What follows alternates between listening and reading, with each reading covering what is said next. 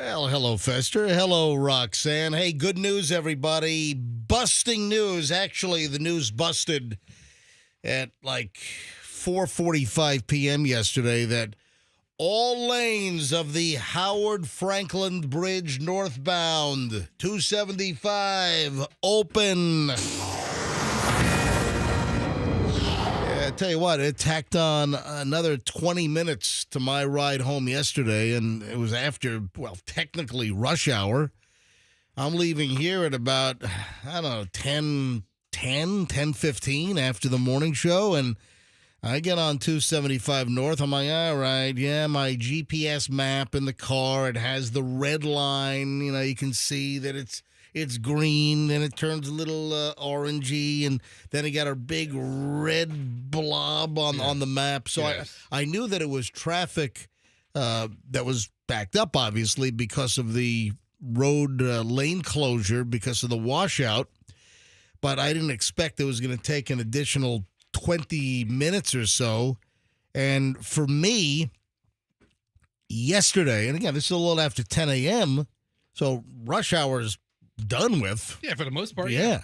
And the backup for me, and I'm sure Fester, did you take the Gandy home yesterday, or did you opt for the Howard Franklin as well? I mistakenly took the Howard Franklin. Yeah, all right. So we both did. And also, I got to be honest, I wanted to see and feel and live and breathe it. And see what it was like so I could, from an emotional standpoint, be able to discuss it fairly and accurately here on the MJ Morning Show. So I'm like, you know what? I'm going to throw myself into the fire so I can describe what it was like.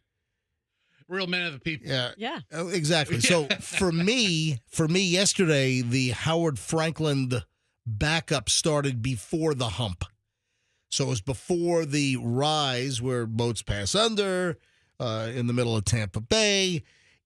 That's where the backup started for me. So it was maybe a half mile or so prior to the hump. Was that about the same for you? Because I'm sure we left relatively close to each other. I try to leave as soon as I can after the show, so I made it. Well, sometimes you take a nap in the office. You're so tired and spent and worn out after the very active MJ Morning Show. You've been known to crash in the office on the couch before you get in your vehicle. That is true. Yes. That is true. Yes. I know. I speak the truth here on the MJ Morning Show. Anyway, yesterday was a non-nap day. Okay. At least here at the radio station. And I made it to top hump. Oh, so you made it to the top of the hump before the backup. Stopped. And then it was, but you know what? The second that you got past the construction, it opened right up. I mean, it was very, very fast. Yeah, that's how everything is, though, in traffic jams. Well, as soon as you get past the accident, it goes fast. Well, I realize that, but it felt a little faster than usual is what I'm saying. So, again, the busting news here on the MJ Morning Show is that all lanes of the Howard Franklin Bridge 275 northbound have been reopened after the outer two lanes 3 and 4, were closed because near the Tampa side, the wave action in Tampa Bay caused by Tropical Storm Debbie for us, and then, of course, later Hurricane Debbie, that it washed away some of the shoulder and the road crews had to do an emergency repair. It looks like the same company that's doing the bridge was actually part of the road repair. So I wonder, is that like we'll toss it in since you're spending like $800 million on the new bridge. So they didn't toss anything in. Charging for everything. Yeah, nothing was free. Yeah, all I know is that I know I've seen the name of the company that's building the bridge, but I know they got a ton of those white pickup trucks driving around, and their logo on the door is like a diamond, and the name of the company is like inside the diamond for that big, big project. So I wonder what the actual repair bill is for fixing the slightly washed away road. Yeah. Yes, Rox. Astronomical. Can I suggest a jingle for our busting news? Jingle suggestion for busting news. Yeah. I was just going to use the normal. We've got, kind of noises, busting news on the MJ Morning Show. Or, we've used, some of the, let me bring up another page here. We've used some of the, other, sounds for breaking news. I have different noises. Like, hold on, I got a bunch of like newsy noises, like for Fester Dolt. Busting news, ladies and gentlemen, here's Fester Dolt. I've used that. Yes. Or I have a song I want to use. Okay. Let's do all right. Bust a Move, Young MC, but then change it, Bust Some News. Hey, bust some news. You want it? You're not a fan? Sing it out. Make it real for us. So sort of like, bust it. I don't. How are you gonna do that? Bust a Move turns into Bust Some News. Come on, Fatso, just bust some news. Yes, there you go. Yeah. Roxanne, I gotta say, that's a pretty great idea. Yeah, thank you. I like it. Come on, Fatso, let's bust some news. Not too many songs have the word bust already in it. Right. So? All right. So we'll you really didn't, when you sent me a text about the Howard Franklin Bridge being opened late yesterday afternoon, all lanes open, northbound, when you sent me a text and then I responded to you, you were not able to convert the 24-hour time? Yes, I was. Because Roxanne sent me a note. I was just giving you a hard time because nobody talks like that. Hold on. Nobody. Don't back up now. Yeah, they do. Roxanne sent me a note at 4:58 p.m. I get a text. Boom! My text dings. And it was a text from Roxanne, and she was echoing what Kristen Carson from the Florida Department of Transportation put out, that all lanes are now open. And I sent a text back to Roxanne that said, thanks, I got the FHP alert at 1644. And then Roxanne sends me a note back, can you convert that to human time, please, for me? With a laughy face.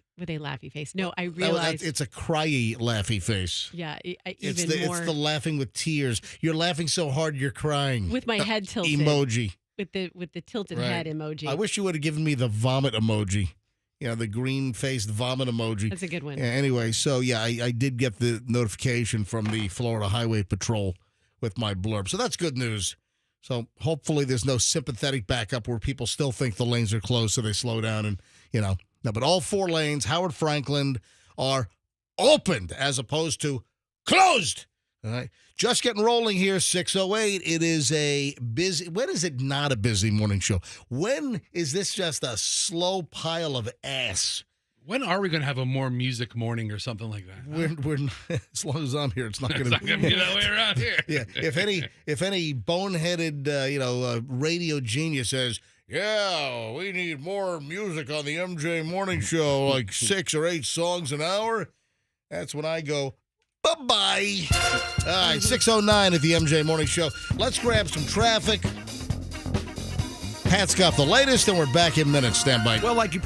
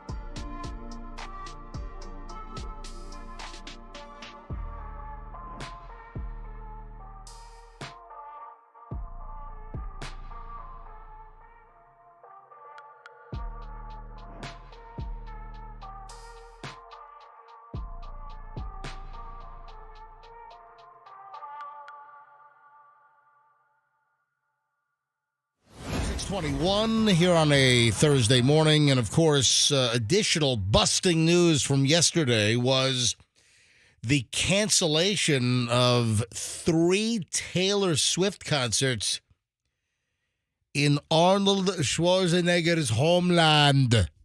Ah. Oh, no, Yugoslavia? He's not from... No. Where's he from? Austria, dude. Oh, apologies. Austria. Am I that far off? Yeah, news broke yesterday, and we'll get into this in more detail later on, but for the early crowd, in case you were one of those crazy Swifties that, like, followed her from city to city, and now you're following her to Austria, to Vienna. Well, here's the deal. 3 Taylor Swift concerts canceled. And this is all part of the European leg of the Eras tour. It is being reported, a lot of times you'll hear about a terrorist plot that's been busted, but it's more in the aspirational stages versus the operational stages. And this report says that, I guess it was like imminent, but they arrested a couple of these clowns, these radicalized, and I think one of the guys like 19 years old, and they wanted to, hit the Taylor Swift concert with some kind of terrorist attack. And they're saying that they were dangerous. So here's what we know. I've got numerous reports on this. 3 of Taylor Swift's concerts canceled after ISIS fanatics targeted this stadium in Vienna, Austria. And I guess the reason why they were canceled is they think there are additional members of this online radicalized terror cell. So the 3 concerts have been canceled for later this week. They were planning to target the Ernst Happel Stadium, where Swift was playing 3 sold-out nights. Tonight, Thursday, tomorrow, and then Saturday night. 3 nights. Toast. That sucks. Yep. And can you imagine, you got these Swifties that probably were coming from all over Europe. Plane, train, automobile, probably hotel rooms booked and canceled. 2 suspects, including a 19-year-old man, have been arrested after authorities found various chemicals and other substances at their residence in Turnitz. Both attackers allegedly had detailed plans on how to carry out a mass attack. Yeah, authorities who received the tip from us. The reports are that it was U.S. intelligence, that our little crawly, webby tentacles somehow picked this up online. Wow. So U.S. intelligence alerted the Austrians that there was this radicalized online discussion and that it had gone beyond that, and they were in some kind of preparation mode, and they were inspired by ISIS. They were going to attack the Taylor Swift concert. Now, I don't know whether they were going to attack the concert. You get one shot. It's not like you're going to attack on Thursday and come back on Friday and Saturday. So I don't know which show that they were going to attack, or really the method. If they had chemicals and explosives. I mean, a car bomb or something? I'm thinking maybe some type of chemical explosion inside, or maybe just outside the gates where people were lined up. That's terrifying. Yeah, both attackers had detailed plans. U.S. intelligence alerted the authorities in Austria. The authorities there also had local residents near where some of these individuals lived evacuate their homes. Bomb squads, hazmat teams, all kinds of law enforcement. They rolled into like this residential area to go after some of these suspects. And they're thinking it's such a large group, potentially, that there might be other people? I don't think it's necessarily a large group. So they have 2 suspects that have already been arrested, including the 19-year-old. But authorities were saying that there are some others. I don't think it's a massive group. I would guess there are probably another couple of individuals that they're probably now on the hunt for. Yeah. Franz Ruf, the Austrian director for general public safety, said a concrete threat has been averted. The suspected perpetrator was focused on the Taylor Swift concerts. Preparatory actions were detected. One of the suspects is a native Austrian and is said to have been radicalized by the ISIS terror outfit in June. So it's a fairly new radicalization. Yeah, and I mean a 19-year-old, so we're talking young. Anyway, so that's like just a little bit of an overview. We'll, I'm sure, get into this a little bit more later on during the MJ Morning Show. Fester, but you've got a very curious look on your face. No, I mean, if we're going to talk about this again later, I want to investigate who at our intelligence department is such a big Swiftie fan that they're looking up Taylor Swift blogs during work hours. It's just one person at like what, some window at the intelligence department? No, it's just I don't know. I don't know whether it was CIA, whether it was NSA, but clearly U.S. intelligence picked up this chatter. The Austrians, I guess, didn't have a freaking clue. No, it was actually TSA. It was a dude at Washington Dulles. No, not that TSA. What? Taylor Swift. Taylor Swift Taylor what? Swift. Administration. Oh, the Taylor Swift. Taylor Swift. Well, that's actually a good question. Was it someone in a branch that studies ISIS and studies terror, or is it someone who studies the entertainment business and protection of, TSA, the Taylor Swift Administration. TSA is all over this. I love it. Hey, I want to bring up an item, and this is kind of morbid. I mean, listen, it's not gross or anything. Well, I mean, it depends on what you consider gross. But these families don't have a chance in hell of collecting nearly $1 billion. Do you remember? And I saw the story and I laughed. And I'm not laughing at the predicament because this is very traumatic for the families involved. But do you remember? And I think we had this in Morons in the News, or I know it had come up on the show. I know this came up at some point in the last year or two. Do you remember that Colorado funeral home where there were like tons of bodies that were like piled up? Like outside? No, I think they in were. A shed? I think they were like in the basement, and I think they might have had like even bodies left in a hearse out back, and I mean it's just a mess. I'll give you a little bit of detail here. Authorities said, and this is from October of 2023. Let me just give you a little bit of a blurb here. Authorities said Thursday, this is back in October last year, they were investigating the improper storage of human remains at a southern Colorado funeral home that performed so-called green burials. Yeah. The funeral home owners who allegedly stored 190 decaying bodies. I mean, really just hose these families over. You're going through a very serious, emotional occasion. You're grieving, and then you've got a funeral home that has mishandled nearly 200 bodies, and they're like stacked up. They're decaying. It's just a mess. Anyway, the reason why I'm bringing this story back up is the funeral home has been ordered to pay the victims $950 million. According to a judge's ruling. Do you think for 1 minute that anyone's going to collect a dime? I mean, the funeral home is defunct.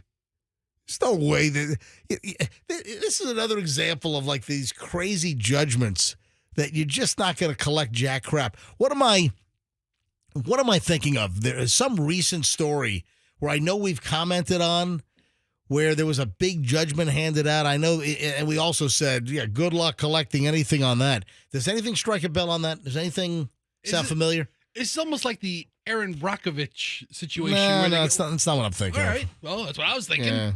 No, but that was a deep-pocketed company. Didn't they go out of business like the next day or something? I don't know. Anyway, nearly $1 billion. It's symbolic. Yes. All right, there's no way that the families are going to collect.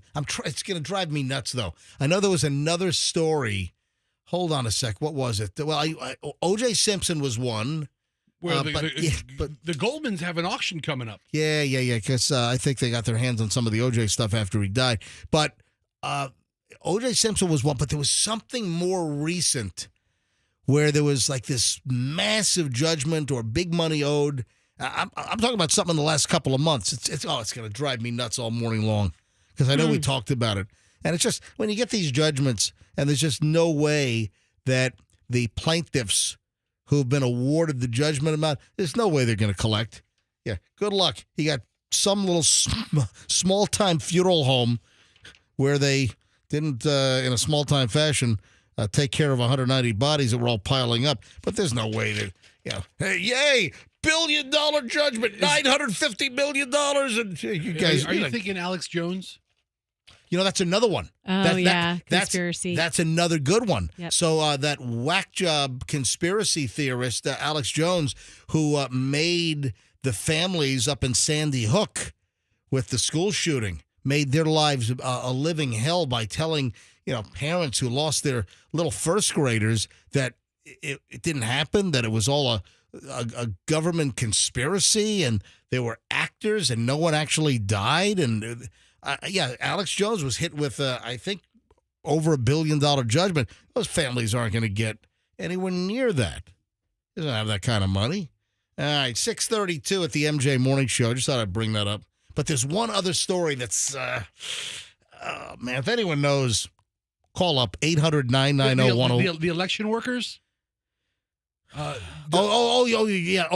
So Rudy Giuliani, again, he has a big judgment against him. Like $148 million election worker out of Georgia? Yeah, you have the two election workers, I think like a mother and daughter. I typed in big judgment lawsuit plaintiff will never collect. And that was my Google search term. Alex Jones came up first, and then the Georgia election workers who were slandered by Giuliani. I still think there's one more, but I think our listeners get the point of your big, huge judgments that you'll never see a dime of jack crap. All right, 6:32. Let's do some early morons in the news. Next, here on the MJ Morning Show.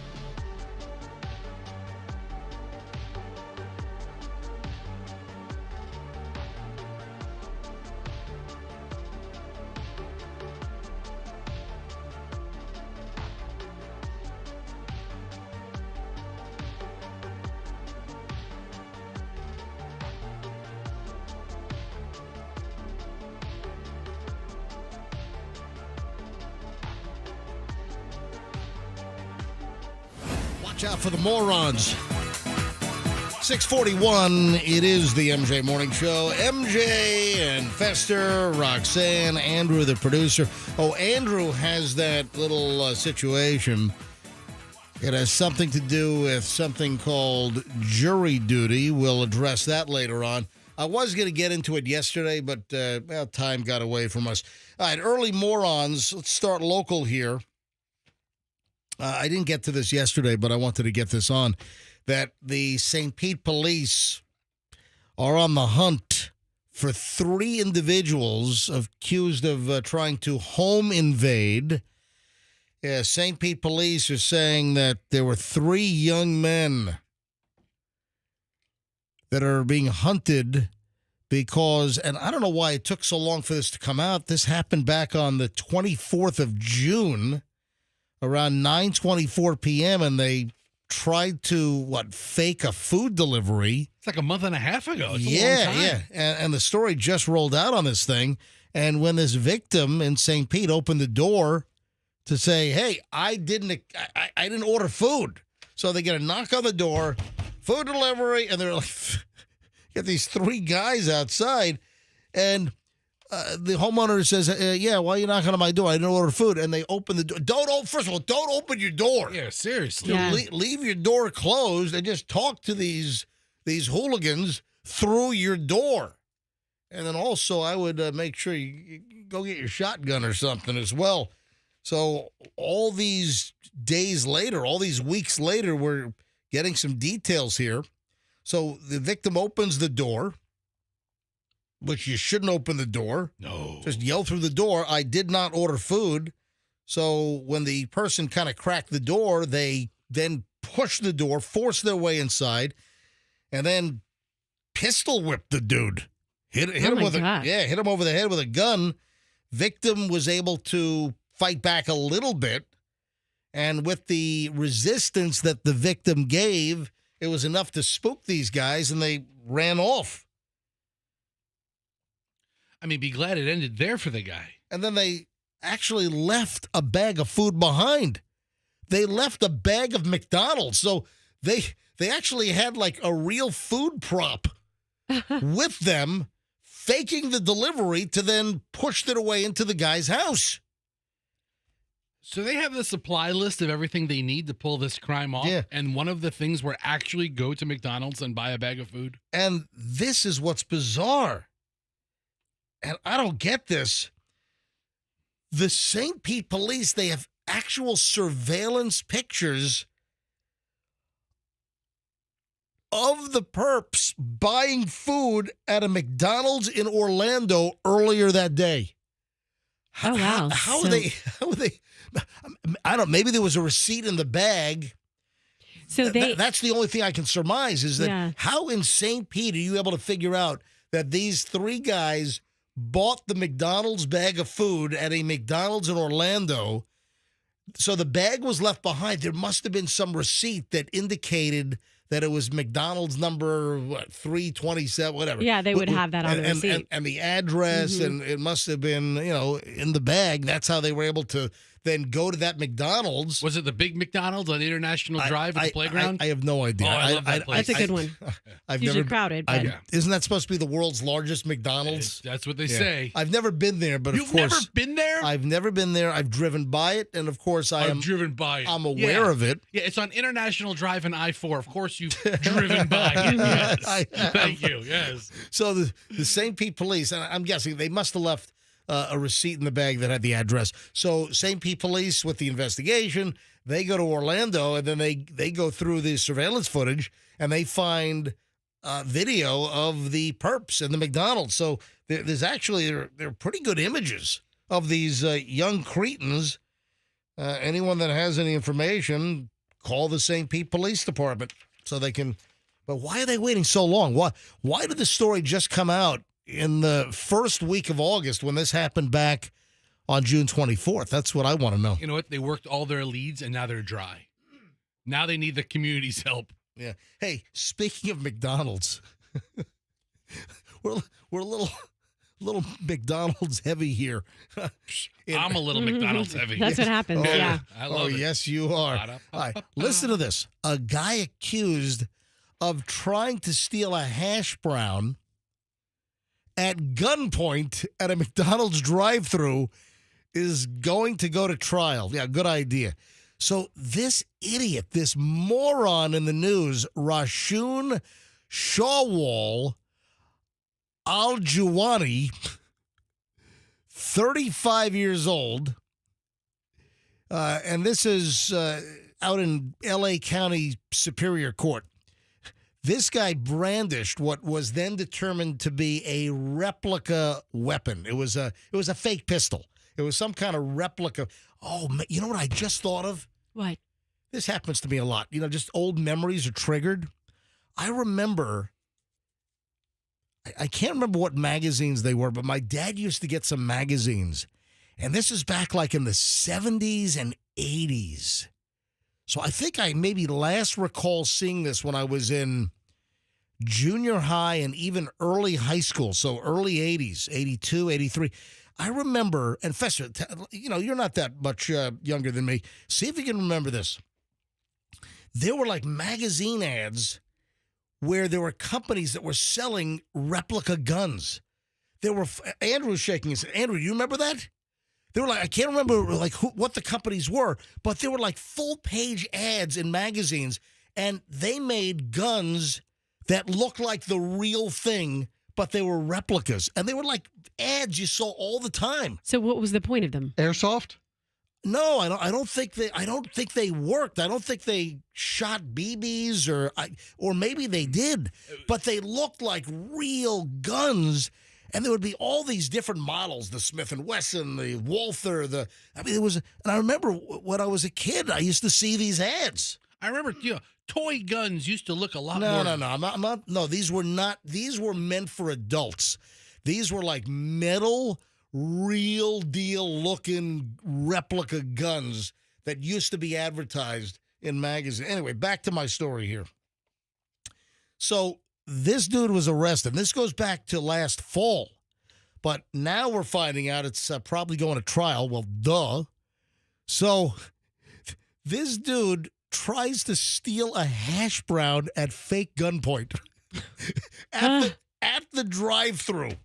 I mean, hash browns are about the most delicious thing ever, but don't resort to that, even if it's a fake gun. I would agree with that.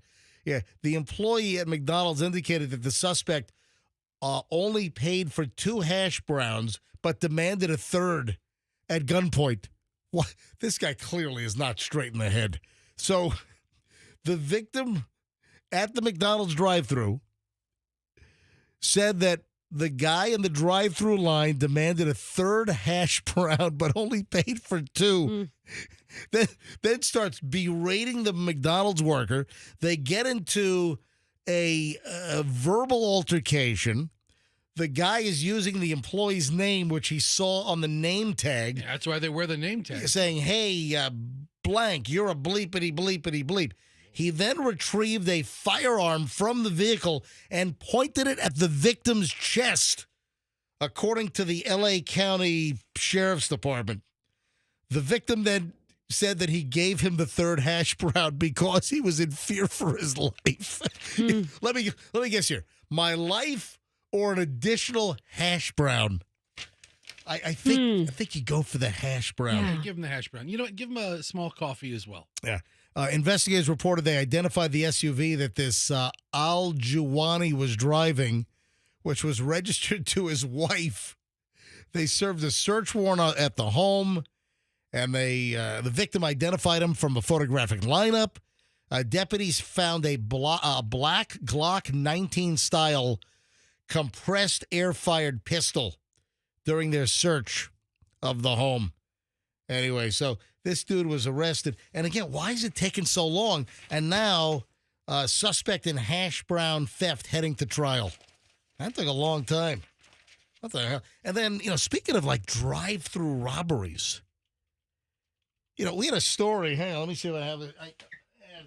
Is it another McDonald's story? No. This is not a McDonald's. No, there was another item which I had back that I didn't have in my pile. But this dude in Maine, up in northern part of the East Coast. Oh, the state. Yeah. Yes. Yeah. Yeah. We know where so Maine is. This dude in Maine tried to rob a bank at the drive-thru. All you have to do is pull the drawer in. You've got bulletproof glass. Yeah. I mean, you're really pretty safe if a guy is pointing a gun or any other weapon at you outside in the drive-thru lane. Yeah. It's not like he walked into the bank and you've got no separation. No. Yeah. You just kind of close things up and you call 911 or you hit the panic button. Yeah. A Maine man has pleaded guilty to bank robbery after using the bank's pneumatic tube to issue a bomb threat. Yeah. I'm gonna blow up the drive-thru. I'm in lane 3 at the pneumatic tube. I'm gonna send it through the tube. Which could be dangerous, but anyway, it's still a barrier. Yeah, he put the note in the tube. I don't think his alleged bomb would have fit, and he didn't even have a bomb. But what kind of bonehead tries to rob a bank from the drive-thru? That's morons in the news, folks. All right, 6:52 at the MJ Morning Show. We start the 7 o'clock hour next, and among the items in the 7 o'clock hour is 1 hour and 20 minutes of nonstop MJ on the way, so please stand by.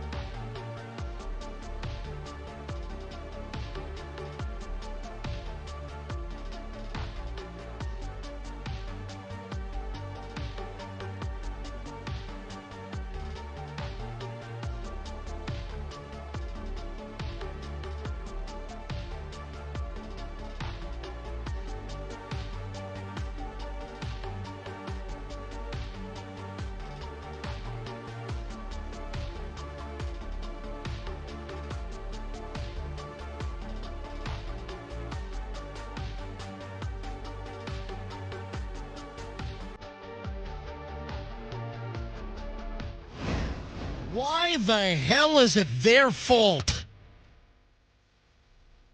I'm sure we've done that before. Have we done Why the Hell Is It Their Fault before? I think we have. It sounds familiar. Yeah. Anyway, we do have another edition of Why the Hell Is It Their Fault?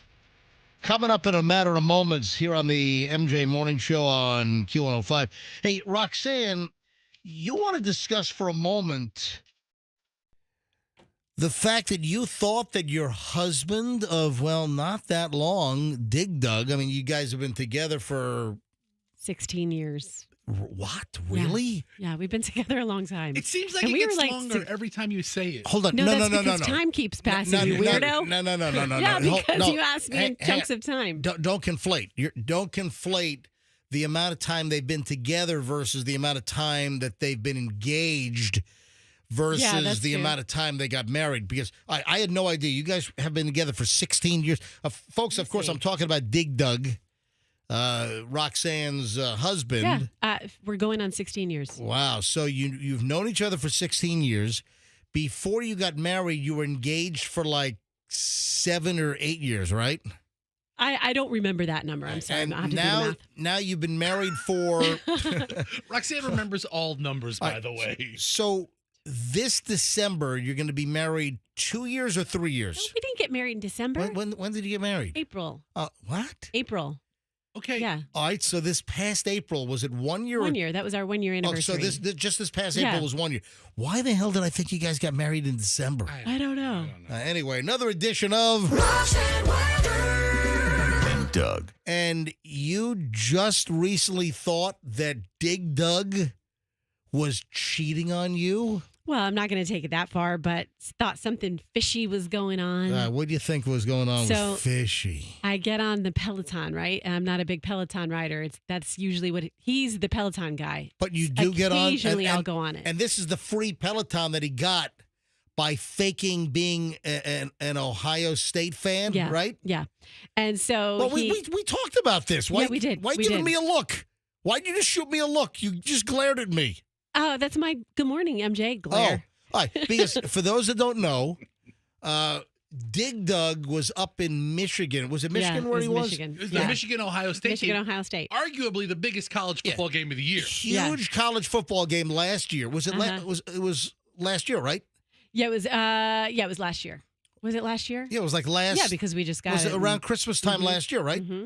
Yes. Yeah, Thanksgiving time. No, I'm sorry. It's Thanksgiving last year, and this is up in Michigan, and of course, your husband Dig Dug was with his best friend Derek Jeter. Yeah, and they were on the set at Fox Sports, and there was some kind of a contest with two Pelotons, and one fan was supposed to be rooting for Ohio State. And that was Doug. The other fan rooting for Michigan, for the Wolverines. Yes. And they drafted Doug to be a fake Ohio State fan to ride the Peloton for Ohio State. Yeah, he broke his allegiance to University of Michigan for the bit. Because they needed somebody to fake being a fan for this little bit on set on Fox Sports, right? Yeah, yeah. So for doing this, he got a free Peloton, which finally showed up. So he rides his Peloton and... Is it daily? I wouldn't say daily, but he does it much more than I do. I would say 3 days a week. How many days a week do you ride the Peloton? 1 day a month. I mean, and let me ask you a question. And what is it? What's the motivation to get you onto the Peloton just once a month? So because like Sunday, it was a rainy day. So there was nothing to do. Right. So I wasn't doing anything with the kids. I wasn't running around with them. So I got on the Peloton. Stuck in the house. You get on Dig Dug's Peloton, and why do you think Doug's cheating on you? Well, I had to use his login because there was a power out, the lightning strike. And so the power went out. So we had to log back on, and I couldn't get into mine. So I had to use his. You're talking about the Peloton account. Yeah, the Peloton account. So I had to use his. And so he why would a power outage affect your login and not his? Well, it affected both of ours, but I forgot my password because I use it so infrequently. So I was like, could you please come log me in? You don't have a password keeper on your phone? Oh, we've been through this. You don't, do you? Not for the Peloton. No, for other stuff. All right. So he comes in and he logs me on, and so I'm using his account. Right. And then I see, who he follows. Oh, like his Peloton pals? Yeah, his Peloton pals. Oh, and I'm like, does he follow me? Do we follow each other? Right. And I go and he looks and he follows one person. Who does he follow? And her name on the account was Chelsea Runs. Oh, Chelsea man. Runs. Oh, man. Chelsea? And I'm like... The name Chelsea? Chelsea A chick named Chelsea runs on a Peloton? Yeah. Man, that's I'm telling you, that is a hot babe in the tightest Lycra outfit you've ever seen. She's got a killer bod. Her face is just as gorgeous. And she is a smoke show. Right. Chelsea runs. Oh, yeah. He's doing her.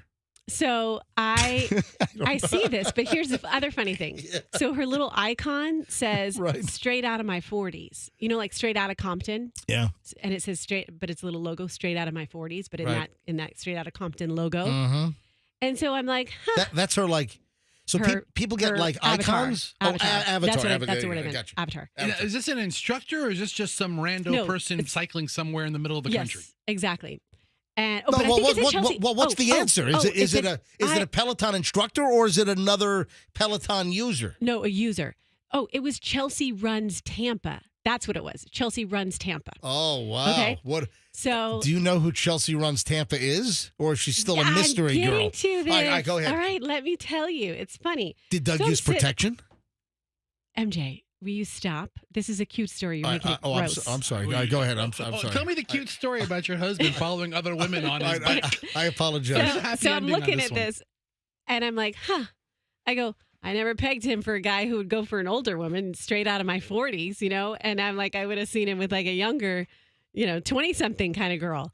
And then I'm like, I kind of like this Chelsea runs. I mean, I like her humor and Straight out of my 80s. Straight out of my 80s. Anybody who loves Easy E and Straight Outta Compton has my heart. If Doug is following people who are straight out of their 40s, he certainly has a type. Right. All right. Go ahead. So What are you saying, Fester? Yeah, what are you getting I'm at? saying. Go ahead. Oh. I can peg him. He likes you, huh? So he was, I was like, so I start getting madder. Who is this Chelsea? I'm getting pumped up. I'm all sweaty doing my biking. And he comes in and I'm like, get out. I'm working out in private. And he's like, whoa, what's wrong with you? So then later he comes in and by then I'm just like, hey, so who's Chelsea? I just confront him with it. Who's Chelsea runs Tampa? What do you guys have a little Peloton chit chat on here? You pump each other up for your workouts. What's going on here? After you drop the kids off at school, are you meeting Chelsea runs Tampa for some coffee and a little boom boom? Does Chelsea runs Tampa want to be blown up on the radio like this? Right. So then I go, he goes, Roxanne, that is your friend Chelsea, our babysitter's mother. That's even worse. Doug is having an affair with your babysitter's mother? Oh, my God. This is absolutely awful. Oh, my God. I've heard of plenty of guys going after the babysitter or the nanny or But the somebody like babysitter's mother? that. I've never heard of that. Yeah. When you have a type, boy, he sticks to it. Yeah, the husband giving the hot 21-year-old college student babysitter the ride home. Yep. And then so I was texting Chelsea after it happened. By the and way, I told her, I've got some music for the husband driving the hot 21-year-old college babysitter home. Got some music for that. Yeah. Yeah. Oh yeah. All right, I'm sorry, Roxanne. Go ahead. So Should I continue to play the music for your babysitter's mother? yes, keep playing it. So then I'm texting Chelsea and I told her, I go, oh my gosh, I saw your thing on Doug's machine on his Peloton. And she's like, I'm dying. That's hysterical. And she goes, then you're like, oh, that old lady, that's not going to happen. And then I said, stop. But I do have to admit, before I saw it was you, I was thinking at least he's having a Peloton affair with a classy older woman. I'm like, I don't know who this Chelsea straight out of her 40s is, but I think I like her. All right, So Doug is not having an affair with this lady? No. And then I'm like, oh, good. She can be seen running with that lunatic while he's wearing all of his weighted jackets and ankle weights and hoodies around the neighborhood. Wait a sec. But it still begs the question. Yeah. Why the hell is your husband communicating with your babysitter's mother? Of all the people. Yes. Because she came over to the house and we showed her the Peloton and she showed us her thing. Oh. She showed Doug her thing? Yeah. Upper or lower? Maybe both. And then she's like, do you want to see more of my thing? Give me a follow. I know where Roxanne is every morning from 6 exactly. a.m. to 10 a.m. And right Chelsea's running to my house. Now, let me ask you a question. School starts next week. Doug's free after 8 a.m. It sounds like Chelsea's mom has got it going on. Chelsea's mom has got... Anyway, adorable. Hang on. So it sounds like Chelsea's mom is somewhat on the young side. If Chelsea's mom... When you're saying straight out of your 40s, does that mean you're out of the 40s into the 50s, or are they still in the 40s? She's still in the 40s. All right, so that is 40s is young still. Yeah, compared to a rock. You got smoking hot babes that are in their 40s and 50s still. Come on. All right, so how old's the babysitter?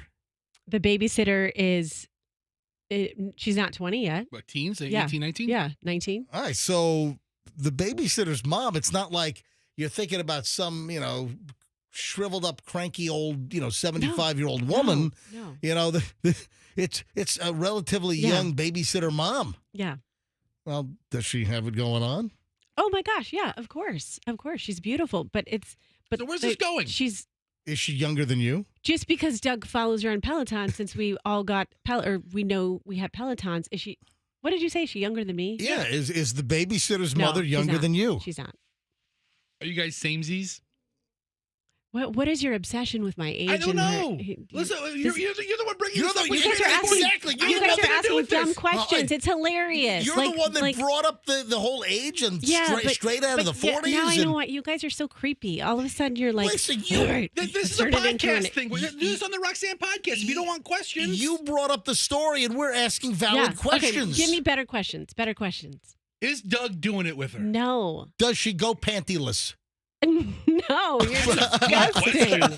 See what I mean? These are terrible questions. Roxanne, You guys don't know how to converse this like is a- you. no, Oh my You god! said ask questions. I ask a terrible softball question. she go and MJ asks pantyless? the good question. This is a comedy show. I'm trying to just come up with funny, ridiculous questions. They are ridiculous. The comedy is Doug's not doing it with what's her face No. runs Tampa. Okay. No. But the comedy is it's who it is. It's our babysitter's mother and my friend. Oh, we got that. Good on you, Doug. Who you say is very attractive Yeah. and is in her 40s. And that's, and a friend of ours. well, sometimes those are the ones, Yeah, the Roxanne. ones you have to watch out for. Sometimes for sure. those For are the sure. ones you gotta look out for. You're 100% right. We had a babysitter. She needed a ride home. I told her asked to walk. You know what? You consume so much time Yes.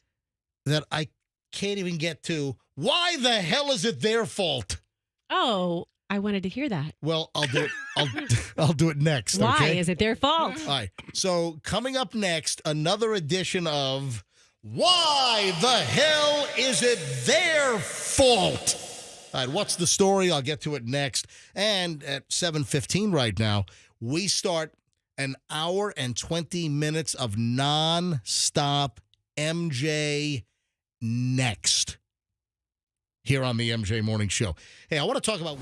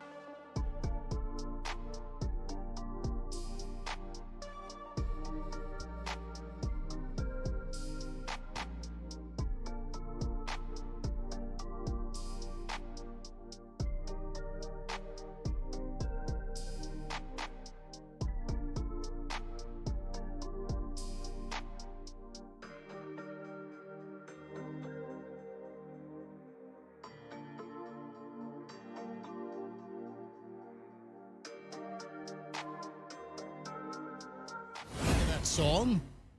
How can you not get that joke? Come on. Sorry. You got the MJ Morning Show. This is Q105, 104.7 FM. Yeah. So on the beginning of that song, it's a 6-second intro. At the beginning of the Phil Collins song, I said, does this song smell, or something to that effect? If it does, don't worry, it's only 2.5 minutes, or we're back in 2.5 minutes. And Andrew's looking at me like, what the hell is MJ talking about? What are you saying? I mean, Roxanne knew what I was talking about. Okay. Roxanne had to explain it to Andrew. By definition, it's not a joke; it's a reference. Okay. Well, it was a jokey reference. So the beginning of Phil Collins, I said, "Does this song smell? If it does, don't worry, we're back in 2.5 minutes." The reference, of course, goes to Phil Collins' ex-wife. Well, are they current wife? Did they stay together? I don't know. I don't know if they're divorced, but. Yeah, like a really nasty, contentious relationship in the last, year and a half. She painted a picture of him as God. being the biggest, most slovenly, unkempt guy in the world. Yeah. So this last wife of Phil Collins made all kinds of allegations. They were having a really difficult separation and a breakup. And she was making these allegations that he doesn't shower for months, that he doesn't brush his teeth for weeks, and that he reeks. And listen, I don't know how much of that is true or how much of it is just an estranged wife that's just trying to embarrass the hell out of Phil Collins. Man, it's just tough to fathom. But that was the joke that I was making, which clearly Fester and Roxanne got. But Andrew, who's pretty sharp, typically, but listen, that could be part of a mental decline. Yeah, that it does happen. Can't argue that. It does actually happen. So, 1 hour and 20 minutes of nonstop MJ, and right now it is time for another episode of. I don't know if we've ever done it, but even then, it's time for another episode of Why Is It Their Fault? I had a whole conversation with Michelle last night on this because she saw this printed out in my pile of prep. And seriously, all kidding aside, why the hell is this their fault? A car thief is suing the police because he's now a quadriplegic because he was blasted by a taser while he was in the act of a crime. Okay, so why is it the cops' fault? This is a guy out in Colorado Springs, or affectionately known as the Springs, to those that are from the area. It's a dump, by the way. No, it's not. Oh, yeah. Colorado Springs we drove through. Colorado Springs is not a dump. It was, what a beautiful mountains where the Valley of Homeless it was a pit. I couldn't get out of Colorado Springs fast enough. Get out of it. There's a beautiful Air Force Academy and a dump. Anyway, so this dude is suing the Colorado Springs Police Department for $100 million. Guys filed a $100 million lawsuit against the Colorado Springs police and the police officer that he says tased him and left him paralyzed for life. The guy's name is Jacob Root, 27 years old, filed the claim over the incident against Officer Robert Comstock. And I guess the police department was dragged in, but I guess this particular latest element to the story is that he's suing the police officer personally, for $100 million. All right, so here's what happened. This is an incident that occurred in 2022, and Root, the perp, who's now paralyzed, a quadriplegic, he hit an unmarked police cruiser with a stolen car. Body cam footage shows the moment Root was zapped with a taser and fell off the curb. It wasn't the taser that paralyzed him. When he was tased, he fell off the curb and hit his head. Oh. And broke his neck as he was trying to flee the scene. So you got a guy that was involved in some kind of robbery, I believe, then was in a stolen car, fleeing from cops. He hits an unmarked police cruiser, so that's battery on a law enforcement officer. Then he gets out of the stolen vehicle, tries to run. The cop tases him. The dude falls off a curb, hurts himself, hit his head, broke his neck, and now he's trying to sue for $100 million. Yeah, Root and his lawyers say the fall during the arrest left him a quadriplegic. That officer pretty much made a choice for me to be a prisoner in my body. No, you made a choice to be involved in illegal felonious activity in a stolen vehicle, fleeing from the cops, hitting a cop in a police cruiser. What the hell? He really should be suing the curb company. Yeah.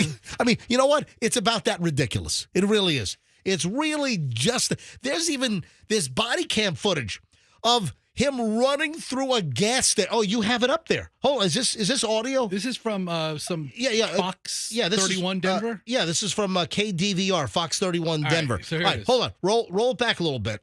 It's this reporter talking. Okay, all right, go ahead. Hit it. Found he did not violate the department's policy. I'll take you through what happened, but first a warning. The video you're about to see is graphic, so this is what immediately led up to Jacob Root getting tased. Take a look. Police canine, stop! Police canine, stop! You're gonna get bit! You're gonna get bit! Get on the ground! Go. And you heard the taser go off. Hands out! Get your hands out! So this was back on May 16th of 2022. It all started when Colorado Springs police say they spotted Root in a stolen car. When they tried to arrest him, they say he slammed into a marked police car, then sped off. They did not chase him. Then about 20 minutes later, officers spotted Root at a gas station where they did chase him. They ran after him. Here, they tried to use a bolo wrap to stop him, and eventually they tased him. Root broke his neck when he fell, and his lawyers say the officer did not follow policy by not specifically warning that Root was going to get tased and by tasing him on a rocky, elevated surface where he could fall and get hurt. I'm not independent. I can't feed myself. Growing up, being able to do gymnastics to being stuck in a chair. What is that? This guy's claimed that growing up he did gymnastics? We all did. I'll tell you what. That's the spectrum of his life, from somersaults to... Jacob Root, you made a decision to be involved in illegal felonious activity, stolen car. That report said he hit a marked police car. The written report I have says that it was an unmarked cop cruiser that was hit. Come on. That's why I've launched this new edition of Why the Hell Is It Their Fault? I mean, come on. Take some responsibility. What the hell? So what happens here? He's going to get thrown out? It's probably going to go to a jury trial. It's probably what's going to happen. I don't know if it's going to get thrown out. I highly doubt it. I'm guessing this is going to go to a jury trial in Colorado Springs. But again, tell you what, you want to be tased? You don't want to be bitten by a police canine? You don't want the cops chasing after you? You don't want the potential of getting hurt during an apprehension when you're fleeing law enforcement? Well, guess what? Don't do those things and you won't get tased. Now, is the outcome extremely rare? Is it 1 in a million that someone gets tased and then falls down and breaks their neck after hitting their head and causing a paralysis? Yeah, that's not a very common outcome. But guess what? It's a possibility. You know, what is FAFO? Yeah. F around, yeah. F around and find out. He found out all right. Yeah, he did. I have to say, I am disappointed in law enforcement in this particular case because I am a big fan of watching police canine videos. Oh, yes, Michelle. When I watch... I would have liked to have seen the canine released. Yeah. When I watch the old episodes of Cops... I mentioned that on Pluto TV, they have like 18 seasons of Cops, like 32 episodes. There's just a ton of these Cops episodes on Pluto TV. It's free streaming. You just got to watch some of the commercials. And that's like, Michelle loves it. Michelle loves when the cops, now and listen, a lot of times the cops do say, you're going to get tased, or when they deploy or just about to deploy the taser, they say taser 3 times. Taser, taser, taser. So that's part of the argument that he was warned about getting bitten by the canine, but was not warned about getting tased. Well, too bad.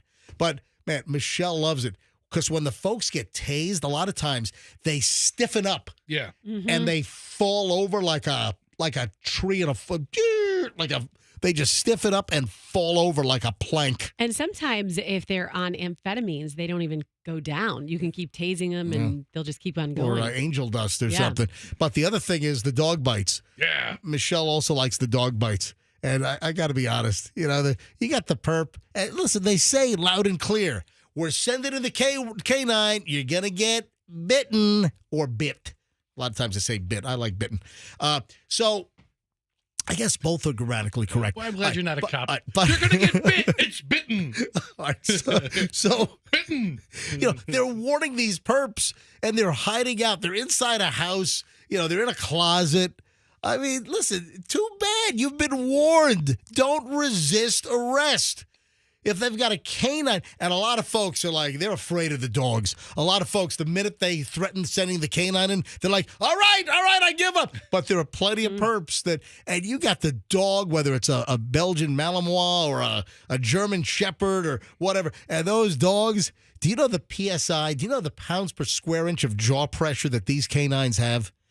And they're just chewing on the perp's leg. Or, hey, I did a ride along. This was, this is a while ago. This is probably 12, 13 years ago. I was doing one of my many Hillsborough County Sheriff's Office ride-alongs, and we were on North Florida. North of Fletcher. Okay. So north of Fowler and Fletcher on North Florida. And there was a kind of a small little, like a buy here, pay here auto dealership. There's a couple of them up there. You know what I'm talking about? Mm-hmm. And it was just like an old building and a little bit like a fenced-in lot. It was a buy here, pay here. And it turned out that clearly the place was cased.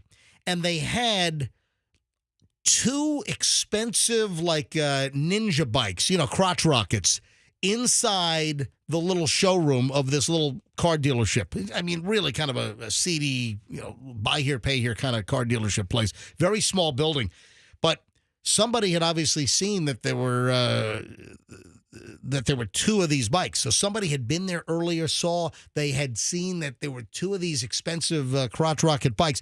They go back at 1 in the morning, and I'm doing an overnight ride along.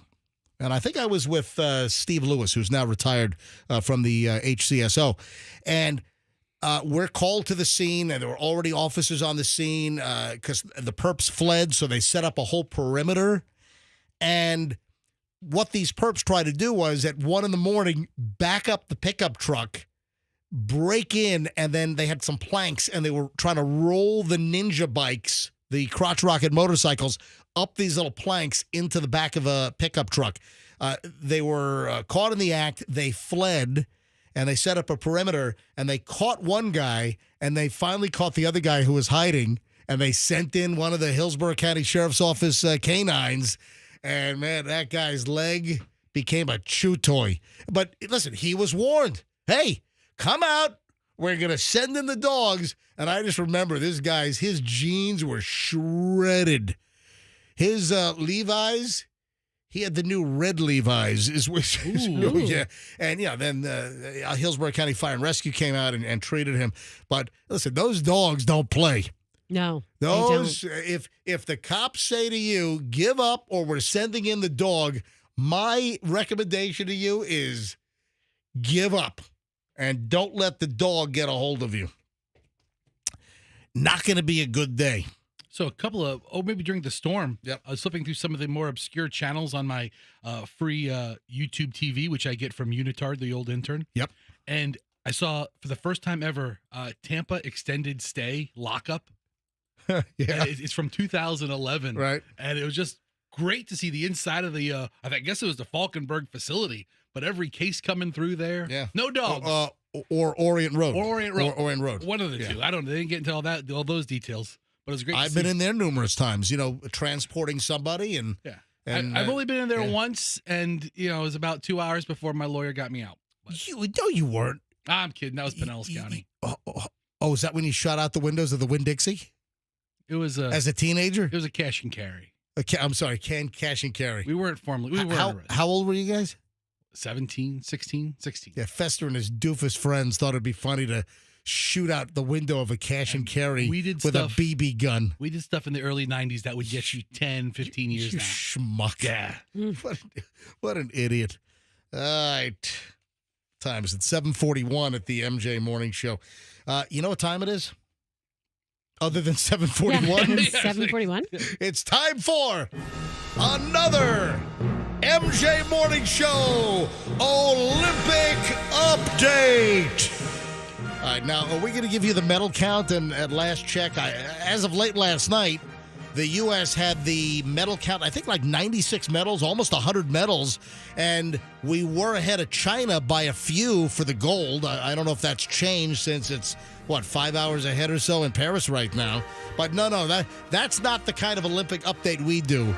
The kind of Olympic update that we do is like this. Olympian Tom Craig arrested for allegedly buying cocaine in Paris. My God! What kind of an Olympic athlete is there for the Olympic Games, and they've got such a problem? They're going out to buy coke. Aren't they going to pee test him too? Well, you think? Do they test for coke? Do they test for everything? I don't know. I'm sure they test for everything. They test for performance enhancing drugs. I don't think of coke as like a doping scandal level drug. Yeah. I mean, the Russians, they were all on steroids. But they're still. I mean, I would think they would test for all kinds of stuff. Russians are in Ukraine right now. That's why they're not there, right? But the Russians have a history of trying to cheat. The Russians were banned from this Olympics. I think so. Right? Yeah. They're not there. I mean, certainly the Ukraine situation, but the Russians have a history also of doping. But this is unbelievable. Tom Craig. Who the hell is Tom Craig?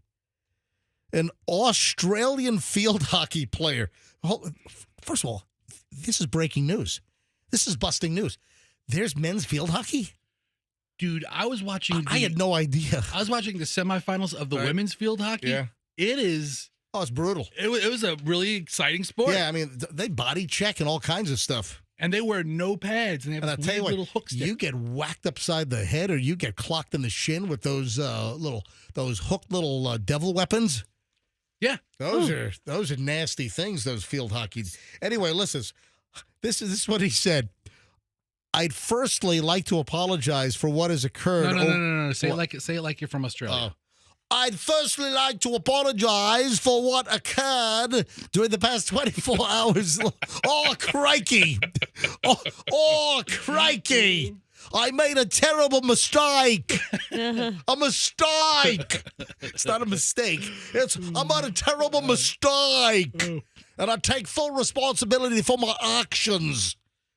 That sounded a little Scottish there, actually. All right, so he's on a team, so there's other players. It's not like he's eliminated from an event. He's not a solo. He's an Australian field hockey player, and he got busted trying to buy cocaine. Jeez. The guy is such a cokehead.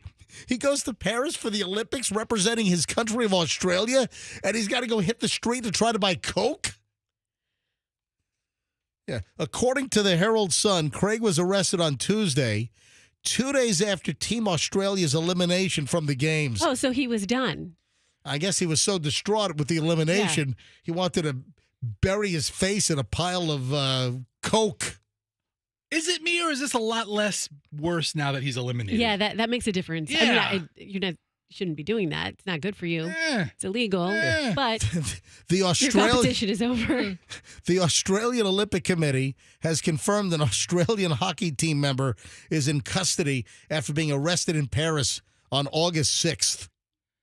I mean, he's done with the Olympics. There's no more P tests. He's about to go home. Try to buy coke. Tried to buy a gram of coke off some French street dealer. All right, there we go. Anything else? before we move on from the Olympics. I will say. You know what? I didn't bring this up yesterday, and I'll let you say what you want to say. That's okay. But before I forget, I had this in the pile yesterday regarding the Olympics, and I didn't bring this up, and I just didn't have time. I mean, just didn't have time to do it. But I want to mention that I am not a fan of Simone Biles and Jordan Childs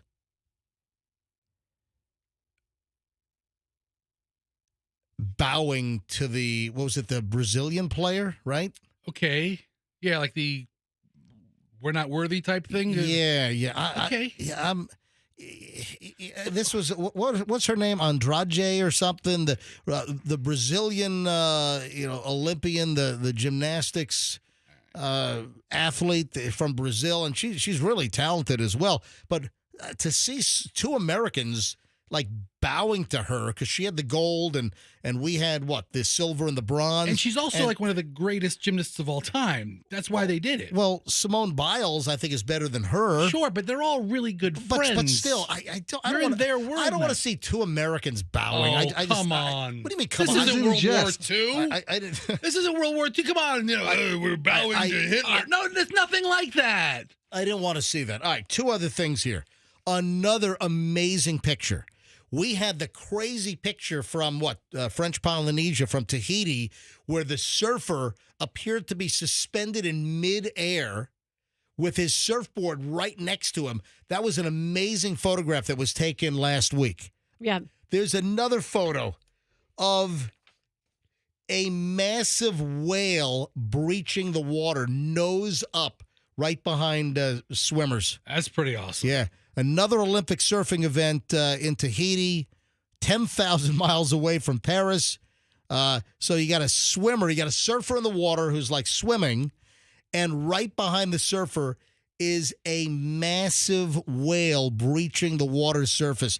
This is during the women's shortboard surfing on Monday, and it is incredible. This was a massive humpback whale which can reach lengths of nearly 90 feet. Wow. Yeah, I mean, huge. They can weigh 40-plus tons, and the whale is breaching the water, nose up, like half of the body out of the water, going straight up in the air right behind this woman surfer who's swimming. That's awesome. Incredible. And then finally, the final Olympic item, and then we get to my teased item about idiots putting crap in their eyes.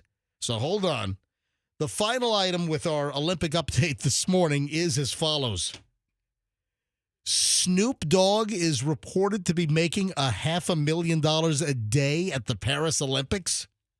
Yeah, NBC's they're really giving him a lot of attention. Bow wow, yippee, right?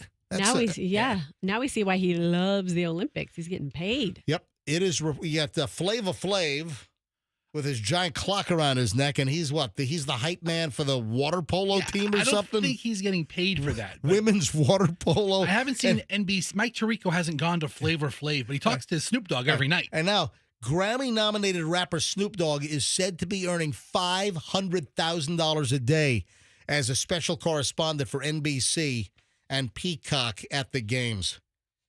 What?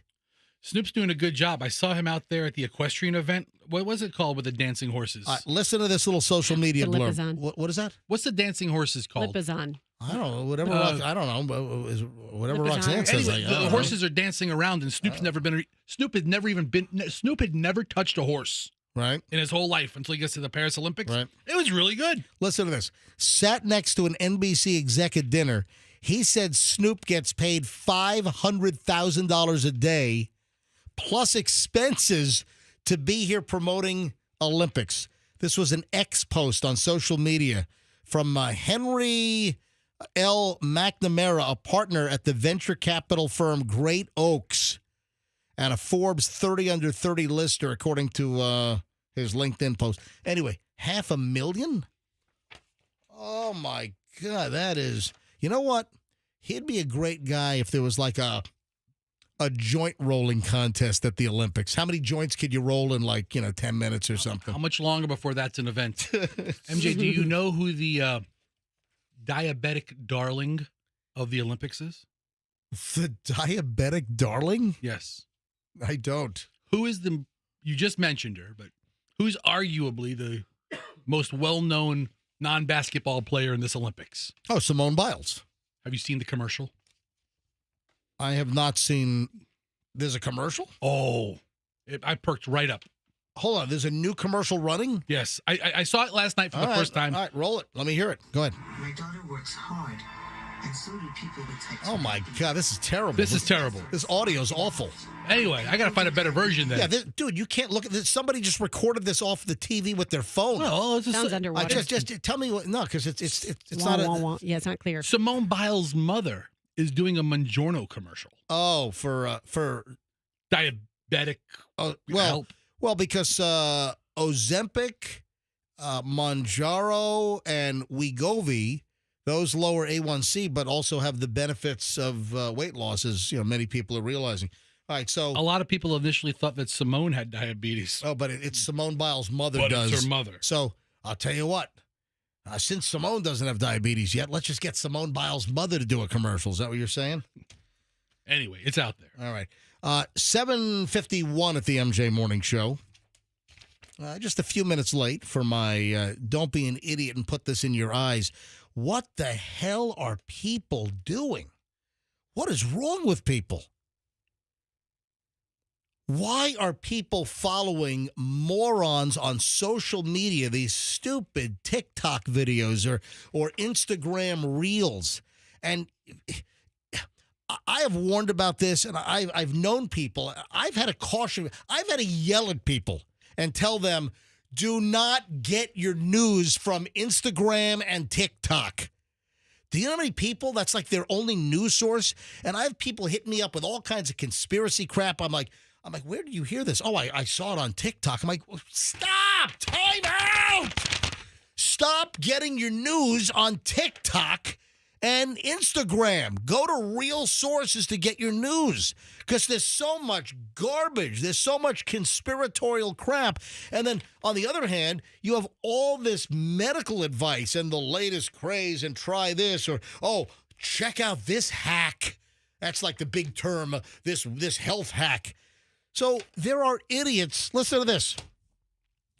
Because of some tick schmuck videos, people are dropping raw honey into their eyes. I saw that. What the bleep? What does that do? It's a sticky mess that's going to give you eye problems. You don't drop honey in your eyes. Yeah, why don't you put some glue in your eyes while you're at it? There you go. About the same thing. So these idiot acolytes that will just follow anything. Oh, it's on TikTok. It must be good. Oh, it's got to be real. It's got to be beneficial. I saw a TikTok video. And this is like a new trend, and it's gone a bit viral, that there's a promise. Some idiot shot a video saying, hey, if you're having eye problems, it can be cured by dropping raw honey into your eyeballs. What kind of absolute imbeciles are we dealing with here? A few drops of raw honey applied to the eyes can get rid of eye issues, including floaters. You know, floaters, when you just have like the... Yeah. And I think we've all had floaters. Sometimes you see that wormy-looking clear thing that kind of floats around. Once you get them, don't you have them like you're just there? They never go away. Yeah. Well, but the floaters, I saw those when I was a kid occasionally. It's like just... Isn't it just like... They come and they go, but they're always there. No. But I think you can have like particles in your tear fluid that you can see, but then also sometimes you get some black spot float. I think there are different types of floaters. But raise your hand. Anyone listening right now, raise your hand if you're a jackwagon that dropped raw honey in your eyeballs because you saw a stupid TikTok video. So, because honey has some antibacterial properties, they say that it can kill any kind of bacteria that might be in your eye. But it's going to make your eyelashes stick together, and you won't be able to open your eyes from the sticky tackiness. I'm sure it'll cause more than that. So they're saying that if you drop raw honey in your eyes, it'll get rid of floaters, dark spots, and even clear up glaucoma and cataract issues. No, it won't. What won't it do? Oh, my God.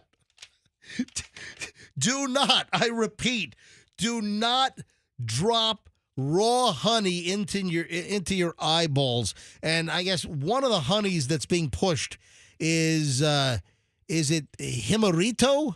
It's Jimerito. Jimerito. I'm guessing it's a J as pronounced in Espanol. I don't think it's Jimerito. I think Jimerito honey, which sells for as much as $80 a bottle, harvested from stingless bees. And people are dropping this crap into their eyeballs. All right, so yeah, doctors are saying, do not do this. It's not doing anything they're saying it's going to do except F up your eyes. This Jimerito eye drops, I typed it into Google. MJ, there's hundreds and hundreds of stores that are selling this. They sell it at Walmart. You can buy it off of Walmart.com. How much is it there? $6. Then why do they say it's $80 a bottle? Maybe it's the raw honey, but CVS has a what's it? Here's the Walmart. It has like a honeycomb on it. Jimerito bee honey in an eyedropper off of Walmart.com. Yeah, I don't think you're supposed to drop it in your eyeballs.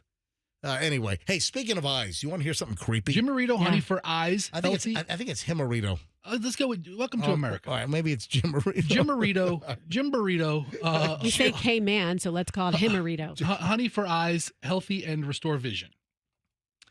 All right, can I move along now?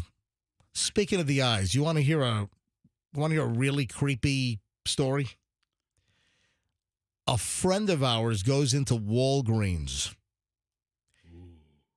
yesterday. That is creepy. Rolls into Walgreens to get a couple. No, that's not the creepy part. Oh my God! I was getting so freaked out. They went to a Walgreens on a Wednesday. Stop. All right. So a friend of ours goes into Walgreens in Tampa to just grab a couple of items. Goes to the checkout counter to pay. Doesn't think anything of it. Looks up at the clerk and goes, "Ah!" Oh my God. The clerk had bright red, devil-like contact lenses in. What the hell? Is it Walgreens color red? Is their sign red? Well, the Walgreens and CVS. scripty logo, but yeah, both of them use red. Yeah. But what the hell? So our friend, a female, is telling Michelle this story. They were speaking yesterday afternoon and said, my God, I had the freakiest encounter at Walgreens. Goes to the checkout stand, and apparently there was no indication that this would have been the case. So it wasn't like the clerk had like some kind of crazy hair color or, looked all goth or something. Where you were expecting things that might be a little out of... You're expecting things that might be a little out of the ordinary. You got a little bit of a weirdo here, or, they're beaten to a different drum. They got a different idea of how to carry themselves. No, apparently there was no indication. But then at checkout, they make eye contact, and staring back at our friend is this clerk at Walgreens with bright stop sign red eyeballs. I mean, like freaking devil eyes.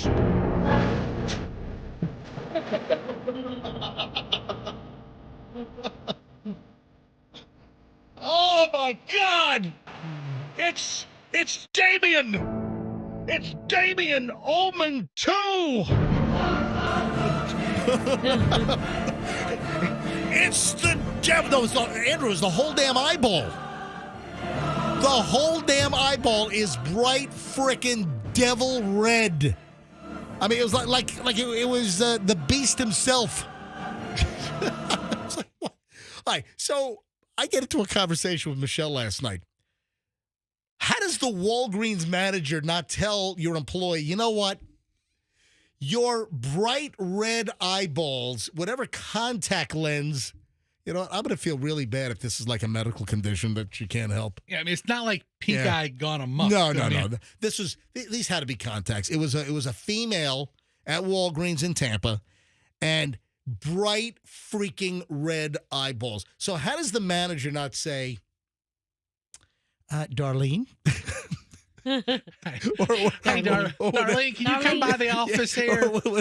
You know what? The bright red Damien Devil Beelzebub, bright red eyeballs. You know what? Just, your beast eyeballs, it's not really customer friendly. No, you know? not the aesthetic look we're going for. It doesn't quite check the attire boxes, like it's not, you're wearing the wrong color. Darlene, listen. In your eyeballs. We think you do a real great job here, but we have gotten some concerned comments from customers that you look like Satan's spawn. So maybe just lose the eyes. I mean, really, I can't believe that it's acceptable in the Walgreens employee handbook to have devil eyeballs, bright freaking red. What if Red Eye Rebecca is like your best employee? What do? What, you gonna walk out? Good help's hard to find. All right. Yeah, maybe nobody's going to steal around her. Not if she gives them the eye. Oh, okay, I'll put it back. I'll put back the teeth whiteners. Okay. Yeah. No, they're locked up. They can't. I mean, I'm just trying to think of like horror movies, like where they're bright red, devil-like, scary as F eyeballs, and you got a clerk at Walgreens that has them. What if you give some elderly person that's like really religious? What if you give them like a heart attack, thinking that suddenly they've run into 666, the sign of the beast or something? Yes, Andrew. I think if she put a few drops of honey. Yes, that would clear it up. Or aisle 6, Visine, it gets the red out. Ah! Get it? That's the funniest joke of all. That's really good. Get it? Yes. Or just take your freaking contact lenses out. How about that? Hey, this is scary as well. We have a local city which is on the least safe suburbs list in the United States. Oh, man. Yeah, right here.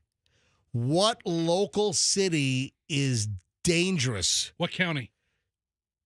The one we're standing in right here, right now. Pinellas County? Like Jesus Jones. Right here, right now. Remember that song? Yeah. Right here, right now. That was a good song. Until you sang it just now, but yeah.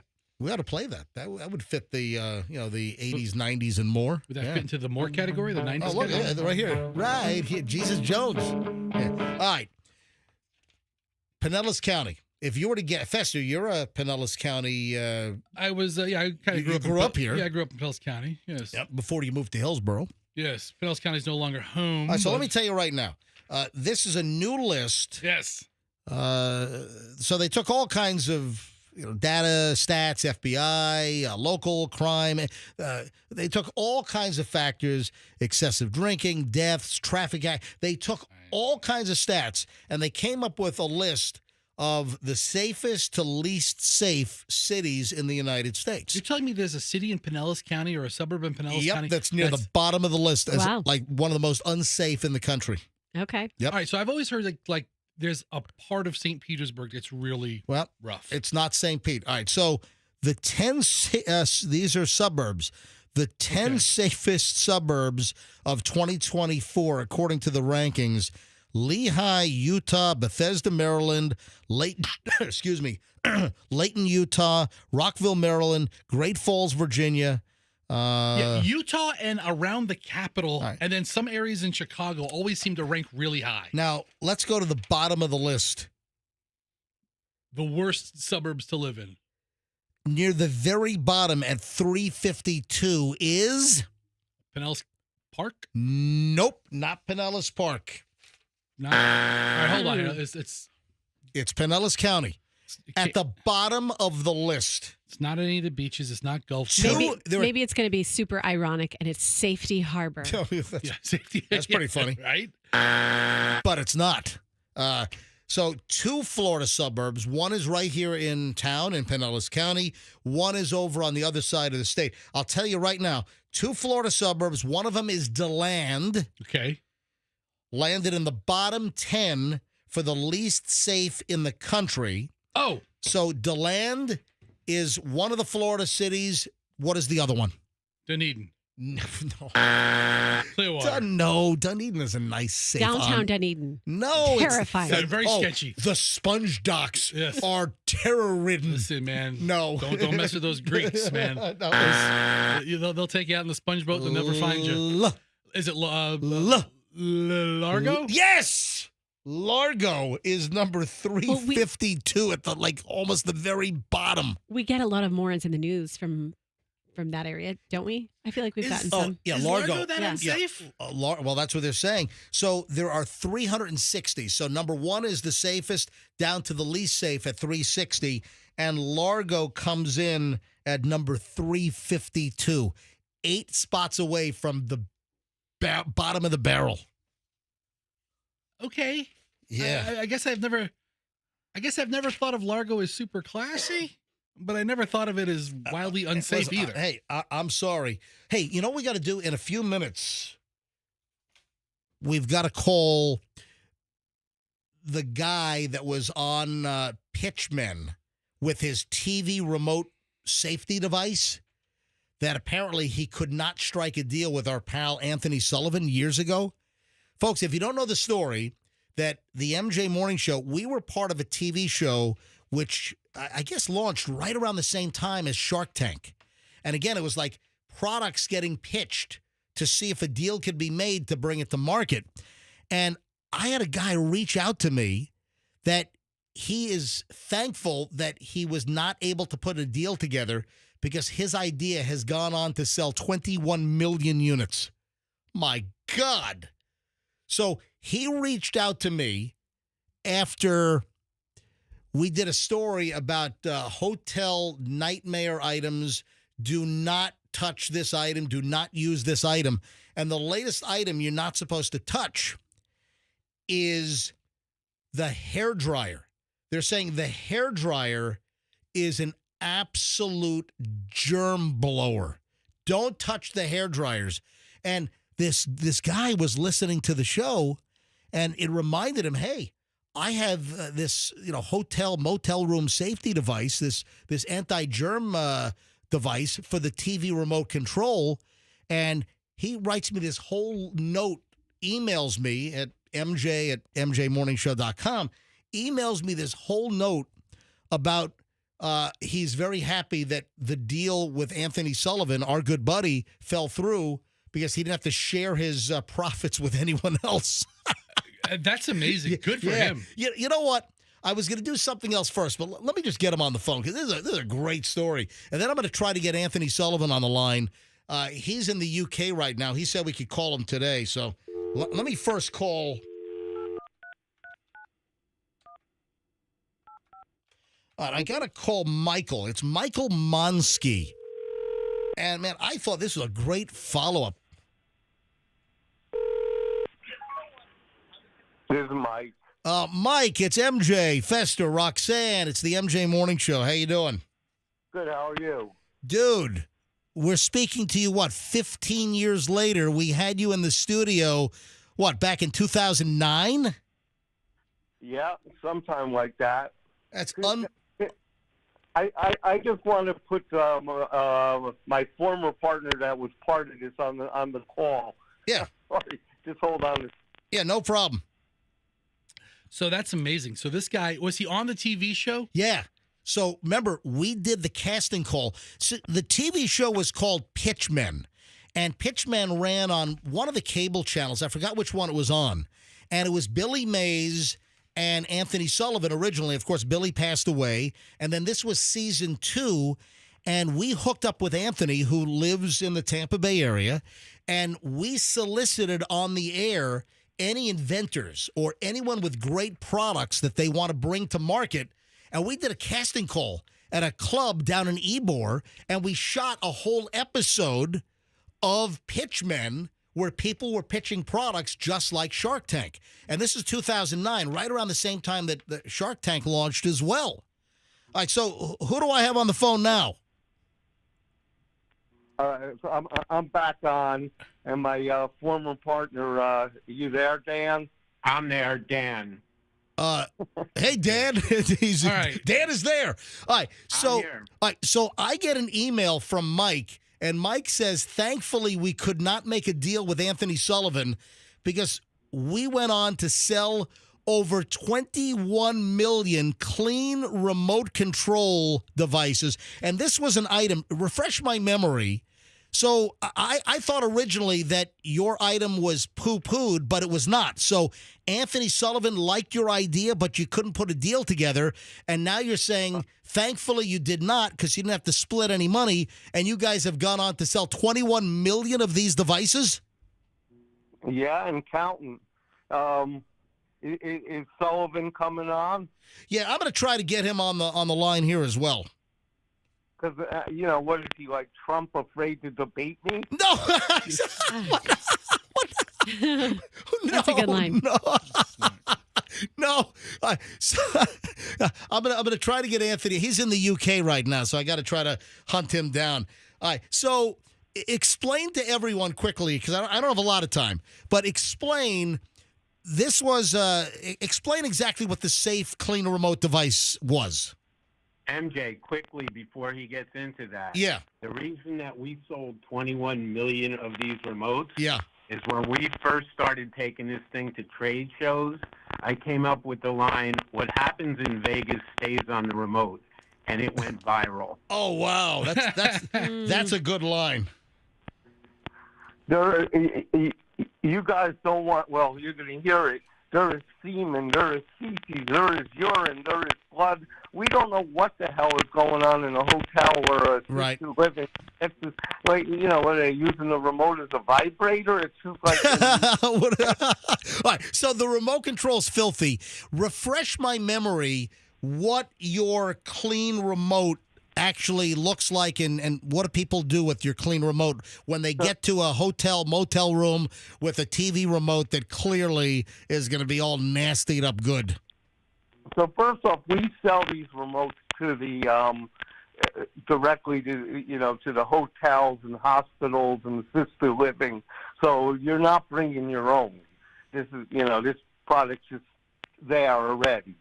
And well, MJ, let me just cut in quick also. People used to say back in the day, and I think I heard you say, people bring their own baggies and stuff. Yeah, I know that I've heard from a lot of flight attendants, and I've read pilots and flight attendants will bring a Ziploc baggie in their carry-on bag. So when they do an overnight at a hotel, the first thing they do is they take the bag and they put the remote inside. They kind of probably use a towel or something to grab the remote, put it in the baggie so they don't have to touch the remote in the hotels. Because, listen, you have flight attendants and pilots that are traveling all the time.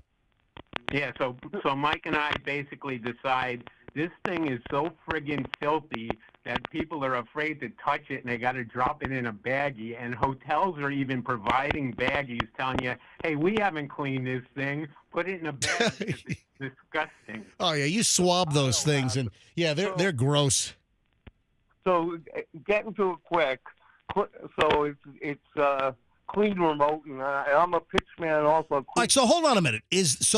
Refresh my memory. So this is not a device to. This is a remote. This is remote control. Right. So this is the whole remote that has antimicrobial properties, right? It has a material that it resists bacteria growing on it, so that even if they don't clean it, there's no bacteria. All right, hang on, guys. I have Anthony Sullivan from the UK live on the phone right now. Oh, boy. Morning. All right, hang on a minute. Anthony Sullivan, welcome back. Sully, welcome back. Do you have a signal? Yes, we have you loud and clear from the UK. Welcome back, Anthony Sullivan. It's good to be on the air. Hey, give me an Anthony Sullivan for OxyClean quickly. Hi, Anthony Sullivan here for OxyClean, the stain specialist. Add a scoop to every load of laundry. It makes your whites whiter and your brights brighter. I love it. Hey, so Anthony, I have Mike and what's the other name? Dan. I got Mike and Dan on the phone. These dudes. Can I apologize to Anthony for a second? All right, go ahead. Okay, Anthony, I have an apology I've been waiting to give you for like a decade. When I first heard that we were going to be on with you, I thought you were Anthony Bourdain. Anthony. So I apologize. That's all right. It's all good. Hey, listen, I'm kind of glad I wasn't Anthony Bourdain because he's not here anymore. Yeah. I'm a big fan. But all right, so I don't have a lot of time here, so let me just cut to the chase. So Anthony, these two dudes, do you remember when we did the Pitchmen episode where we had the casting call in Ybor? I remember it very well. It's at the Ritz, right? Yeah, it was at the Ritz, Yep. and it was episode 2 of season 2, Inventor Quest. Right. So these guys, they're the ones that presented the clean remote control antimicrobial because of the nasty remote controls in hotels and motels. And I forgot the whole story, but they've reminded me that you guys thought it was a good idea. You tried to make a deal, but you guys never made a deal. And I get an email because we were just talking about gross things in hotels, including remotes. But the latest gross thing is the hairdryer. You're not supposed to touch the hairdryer, that it spews all kinds of filth on you when you turn it on. So I get an email from Mike saying, hey, 15 years ago, you guys were with us on the Pitchmen episode with Anthony Sullivan. And they said to me, thankfully, we were not able to put a deal together with Anthony Sullivan because we've gone on to sell 21 million units. Hey, you know what? The one that got away. The one that got away. You can't have them all, right? So, listen, I remember that product very well, and I've seen it in hotels because I travel a lot. I probably put over 100 days in hotels last year alone, and I see the clean remote, and I think about it, and I'm honestly, I love it. I love the success. To be honest, I don't know even to this day if it would have fit the direct response model if we would have rolled it out. And I know Billy would have loved it, but I always thought that was a great product, and I just wasn't quite sure if it was if we had the funnel to push that out. But I think when COVID hit, I'm sure that you guys hit it like crazy, and I'm super happy for you. I mean, I would like to get a little piece of the action, a little retroactive piece of the pie. Yeah, Anthony. Even the Beatles were rejected a lot in the beginning, right? So you're in good company. All right, before I let everyone go here, I just got to know, 21 million units, what kind of dollar number are we talking about in total sales? That's over. I mean, I got to figure at wholesale, you're talking 200 million at least, You guys, that's big numbers. Yeah, it is big numbers, and we're and by the way, you're in England right now. Even they're even buying this in Europe. We just sold like 52,000 remotes to called Travelodge UK. And you guys are just rolling in cash. I mean, so you guys wait. Now, Mike and Dan, you guys are now multimillionaires because of this, right? No.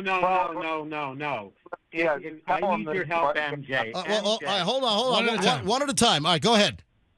I need your help desperately. Mike is a multimillionaire. I live under a bridge off of Hillsborough, and all right, because this guy screwed me out of all the money. He's loaded, and I'm friggin' broke. What's going on here? Okay, I don't know, man. You need to help me out.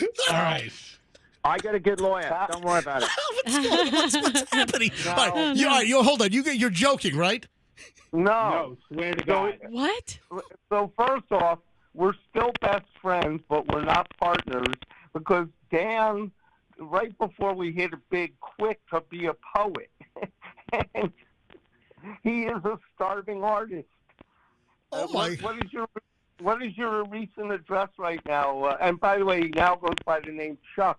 And his recent address is wherever he parks that night. All right. What is happening here? I'm not sure if I walked into a comedy routine. Listen, I love these stories. This is these stories. It's never what it seems. About 200 million in sales. It'd be shocking to know where all the money goes. Just all I can say, guys, is hold on to what you got. All right. Because hey, you know who my best friend is? What? Hold on. Say that again. My best friend is Pete Best. Nice. I know Pete. The drummer from the Beatles. Yeah, the original Beatles drummer. Hey guys, great story. I don't know what is real and what is not right now, but anyway, I've been entertained by this. Real, MJ. 100% real. All right, hold on a minute. So wait, Mike and Dan, hold on. So who's the multimillionaire and who got screwed? Mike Nobody is got rich. screwed. I got screwed. Damn. I'm sitting here on the in a amazing condo on the beach here, and Dan is living on the beach. But we are best friends because he quit. Have you guys been all right. all night have you guys been out on the bottle all night? I love this. Man, this is great. This is fantastic. This is better than I thought. Anyway, We continued. all right. So again, who the rich one is, Mike or Dan? Mike. All right. So Mike is the rich one. Dan, you quit, and Mike, once it hit big, got all the money. Yes. All right, so Mike, so Anthony gets $200 million in clean remote control sales. What is the actual number, or about how much in sales have you sold? Well, we have other products with that stuff, and so over the years, a lot more than that. More than $200 million? Yeah, we've been doing this for 15 years. All right, so give me a number. About how much money has the clean remote brought in? How much do they pay you? I'm not a guest on your show. You're a guest on my show. All right, I apologize. Anyway, it's a lot of money. We sell through places like Home Depot and Granger that sell directly to hotels. Yeah. And, Anyway, listen, I got to move on here, guys, but what a great story. Thank you. Anthony Sullivan, thanks for coming on from the UK. No worries. Thanks for having me, guys. Take it easy. Take it easy. Love you guys. All right, one bye. last thing. Yeah. So cleanremote.com, because I'm always selling, and remotecontrols.com, where we have all the original remotes. All right, will you give Dan $1 million for just being a pal, for being a friend? Right? Yeah, let's throw you a promo. Listen, Mike, I want you to give Dan $1 million right now. Me and Dan are best friends. Then give him $1 million. We'll be better friends with the $1 million, I swear. That's right. Oh my God. That's right. All right, guys, I'll check in a couple of months. Have a great day. All right, thank you. See you guys. Oh my God. You didn't see any of that coming, did you? What the hell just... gosh. So they were partners, and I guess before success, Dan peeled off. Then Mike hit it big, and much more than $200 million in sales for these clean TV remote controls that are in hotels and motels all over the place. Mike, who said I didn't see that coming? I did. Yeah, I did not see that coming. Yeah, wow. Those are some I thought they guys. were still in a partnership. No. Wow. My I mean, God. they were being for real, right? It sounded like it. Or it was a great comedy act. Yeah, I it don't was either know. a great comedy act, great actors, or Oh my God. crazy. That was unfreaking believable. Wow. I'm sitting here saying, what just happened here? All right, Andrew, our executive producer here on the MJ Morning Show. Andrew, turn your microphone on, would you please? Okay. All right, Andrew, I'm holding your jury summons right here. We got a little bit of a dilemma. Andrew has been called for jury duty on Monday, August 19th. Now, we do have a guy trained who's filled in for Andrew when he went on vacation recently. But? Back in early July, and he did a great job. You know, folks might know the name Ryan Hoppy. Ryan's been at, I think, every single radio station in the entire market. Not really. Nobody really knows him. And he's done a very good job. When he fills in for Andrew, he did a really good job helping to produce the show and do all the things that Andrew does behind the scenes every day. But here's the problem. Andrew says, should I show up for jury duty?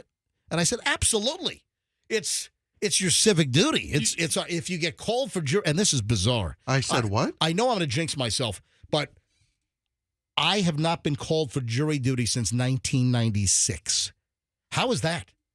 I have not been picked for jury duty in almost 30 years. Last time I was called down to the Hillsborough County courthouse for jury duty, it was 1996. Anyway, so Andrew gets a jury summons to appear on Monday, August 19th. And I said, Andrew, of course you got to go. But here's the issue.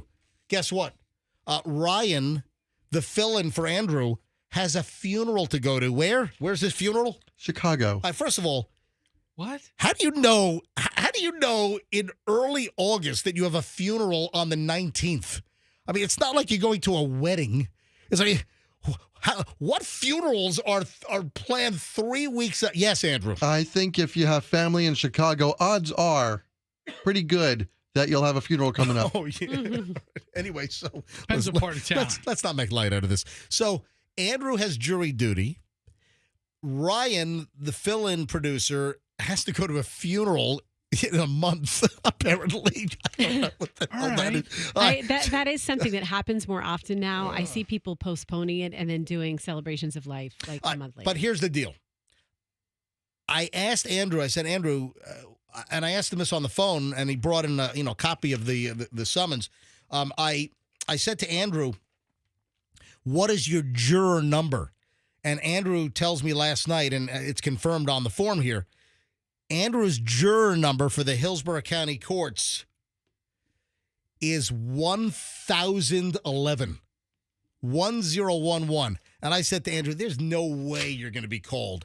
In fact, I don't know if you knew this, but listen, anyone that gets a jury duty summons, please do your civic duty and report.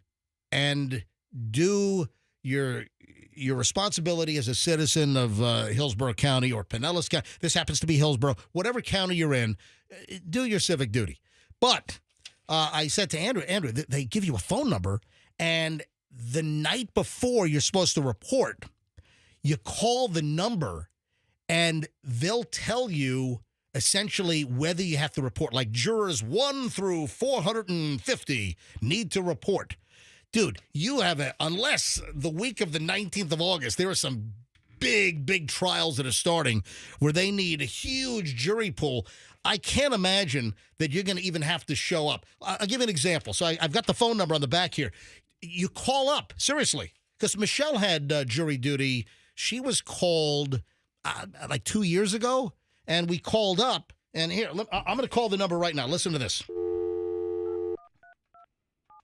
813-276-8100. This is a public number, right? Yeah, it's a public number. Yeah, absolutely. Yep. And then Hello, this is Cindy Stewart, your Hillsborough County Clerk of the Court and Comptroller. It is our pleasure to serve you today. If you know the extension you're calling, go. That's the extension. Thank you. One moment Okay. while I transfer you to extension 4747. Thank you. Okay, listen. To confirm if you need to report, press 1. Yep. For information concerning excusals, press 2. For general information... Yes, my wiener fell off. Am I excused? All right, here we push 1. Hello, and welcome to the Hillsborough County Clerk of the Circuit Court Jury Services Information Line. Listen. Please listen carefully to the entire message. I'm hanging on. This information is for person summoned for jury duty on Tuesday, August 6, 2024. A couple of days ago. Please listen carefully for instructions regarding your juror number located on the left-hand side of your summons above your name. I'm looking at it. The following jury numbers have been called off. If the juror number on the face of your summons is from 301 up to and including number 550, you do not have to report for jury duty. See? All other jurors who have not asked to be excused or called off are to report as instructed. See? If the juror number on the face of your summons is from 1 up to and including number 300, you are to report at 8 o'clock a.m. See, I just hung up on it, but they give you the numbers. So this past Tuesday, jurors 1 through 300 had to show up. 301 to 550, that's obviously how many they had. But Andrew has 1,011. Oh, no. Yeah, no, you're not going to get called. Unless they have 19 trials going on or something. Today he would have been called. Yeah. What? Today he would have been called, right? What are you talking about? 300 to... No. 1 to 300 had to show up. 300 plus did not. Okay.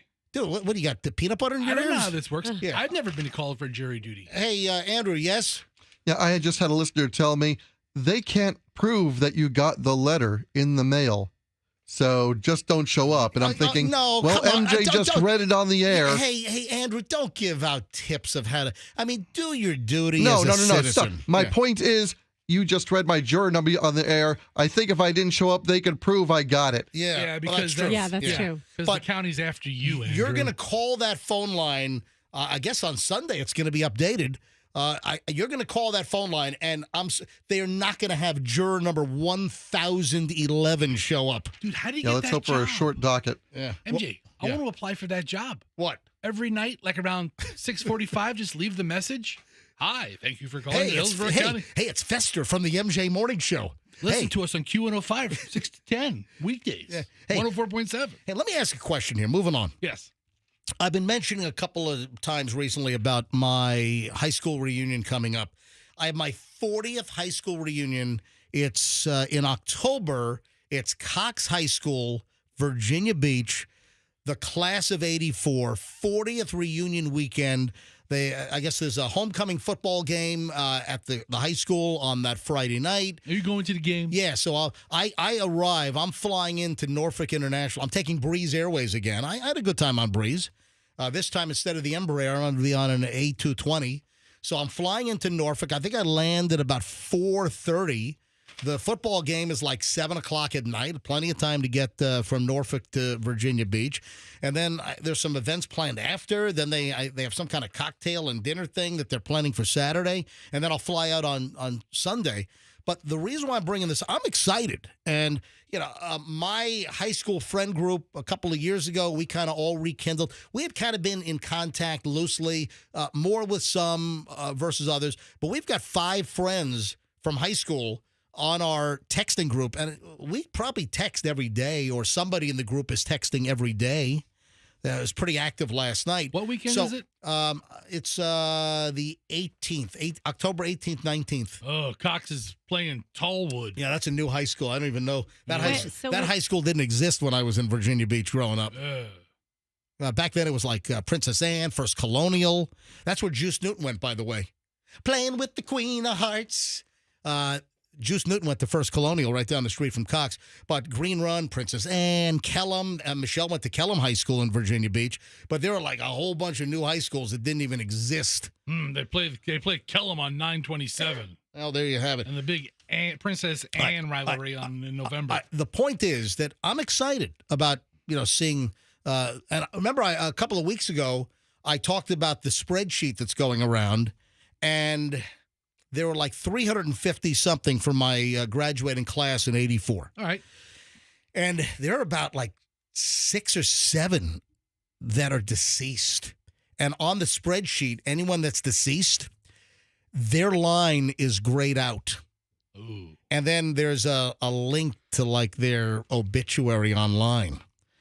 And if you missed this, 2 of the deceased girls I went out with. Oh, no. It's a little bizarre. Roxanne, were you here when I told the story? It might have been during your Italy week. Yeah. You know what? You might have been in Italy. That's right. Yeah, this is news to me. Yeah. 2 of the girls, Beverly and Monique, are no longer with us. Beverly was hit by a truck on Virginia Beach Boulevard pulling out of a shopping center. She was T-boned. I remember that Yep. story. And then Monique died of breast cancer like a year or so ago. It's terrible. But, I mean, it's kind of weird that 2 of the deceased women on the list I actually went out with. I dated. So the big question is, how many did you run through over at Cox High School? Well, listen, that's not why. Listen to me. That's not why I'm bringing this back up. Sorry. Yeah, 2 out of how many? I'm bringing this back up because somebody sent me a link last night to a Reddit subgroup, and the question was asked, anyone else not give a bleep about class reunions?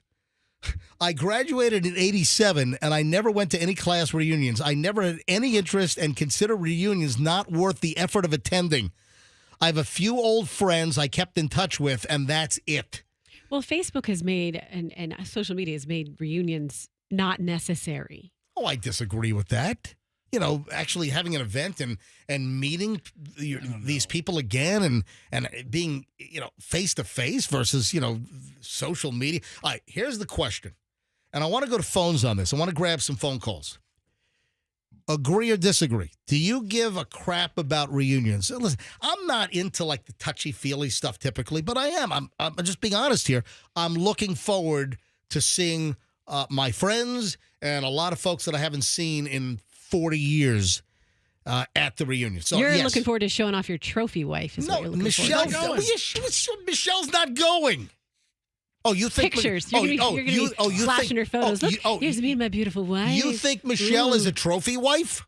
I think she's much more than that. Trophy wife sometimes has a negative connotation, like that's your only skill set. But no, what I'm saying is you're going to be excited. Here's me and Michelle. MJ's just going to have like his Instagram like embroidered on his shirt. You are. Trying to reach voicemail, please hang up and dial your own number. What the hell? I'm just trying to call my house.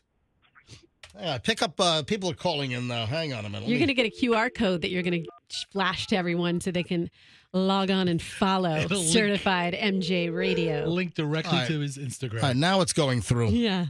I want to get Michelle on the line. Hopefully she's listening right now. Hello. Hey, Roxanne just called you a trophy wife. Oh. I did. That's nice. It's a good thing. It's a good thing. All right, I want to go to phone calls on this. Yeah. Do you give a crap about your reunion? Yes or no? No. All right. No. Michelle, you don't, right? No. Have you got any notice for the Kellam High School Virginia Beach reunions over the years? Nope. Don't care. Look, right here. My rearview mirror. Yeah, my very own wife does not care. All right. My question for you, the MJ Morning Show listener, is do you care about reunions? 800-990-1047. 800-990-1047. I'd like to hear from listeners. Do you care about the reunion, or are you like Michelle? Don't care. Rear view mirror. And then the person on this little Reddit group saying, I don't give a flying crap, or I don't give a bleep about class reunions. Now, Michelle, I'm excited about it. I mean, typically you wouldn't think I'd be excited about something like this, right? No, because you hate events like this. Yeah, this does strike me odd that you're this into it. Yeah, this seems out of character. Right. And I mean, Fester, you've known him for, not quite as long as me, but pretty close. You've known him since we moved here. Long time. How many events is he super excited to go to where there's like a lot of people and a lot of chit-chatting? And... Yeah, this sounds like a wedding. You hate weddings. Oh, right. Exactly, Roxanne. Thank you. Yeah, I'm surprised that you're...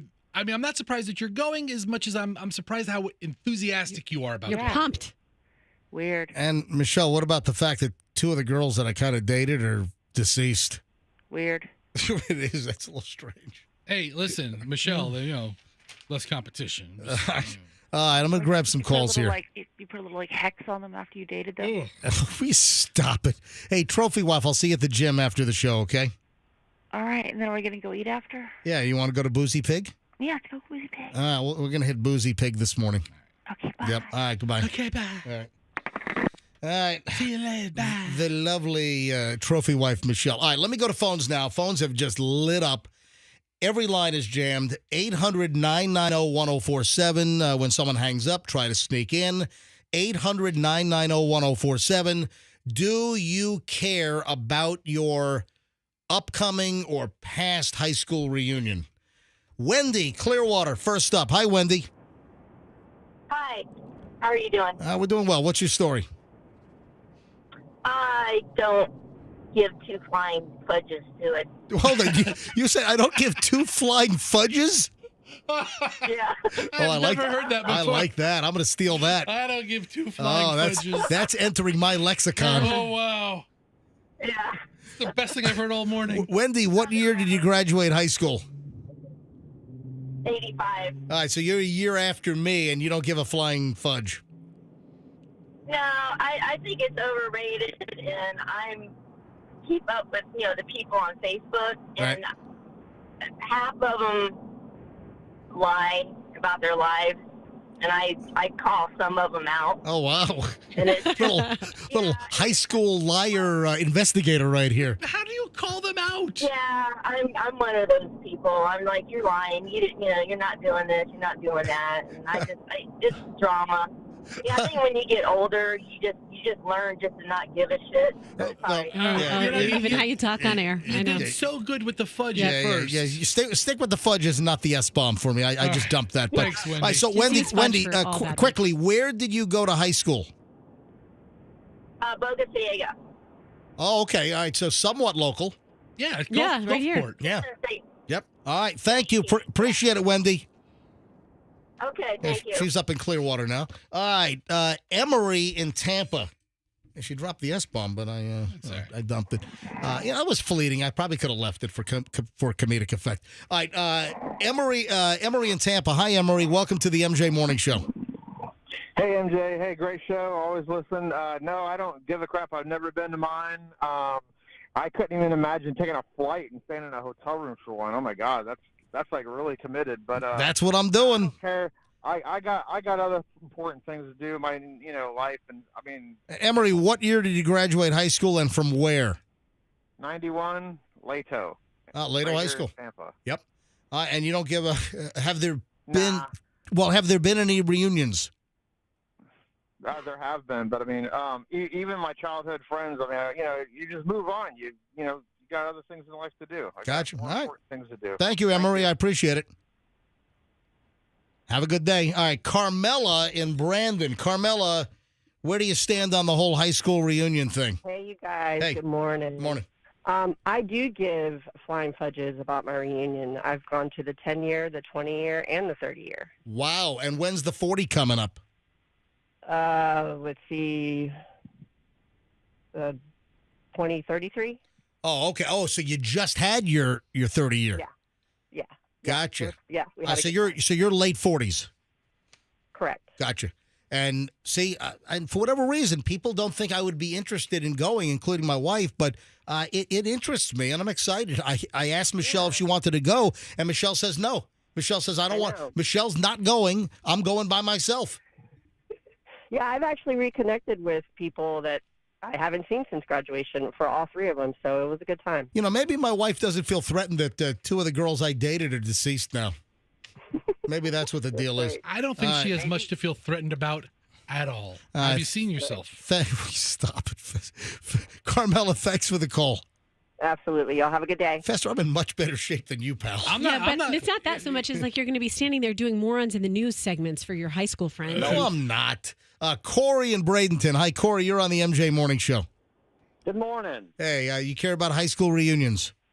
I never have. However, I was a transplant. I grew up in Iowa, and in 1985, we moved from Iowa to the West Coast.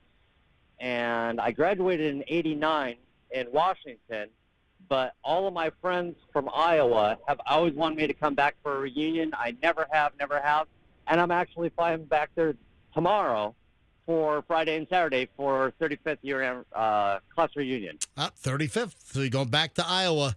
Thank you. It's been 39 years since I've seen anybody. Wow. So. Wow, that's yeah. Yep. Listen, I'm excited about it. So here, listen, he didn't care. Now he cares. Corey, thanks for listening, buddy. Let me grab Raphael in Pinellas Park. Raphael, yeah, enough calls. Every line is jammed here. Thanks, Andrew. Raphael, Pinellas Park, go ahead. Okay, yeah, I just want to say that I love going to them. They happen every 10 years. And, they started out every 10 years. Now we have them every 5 years.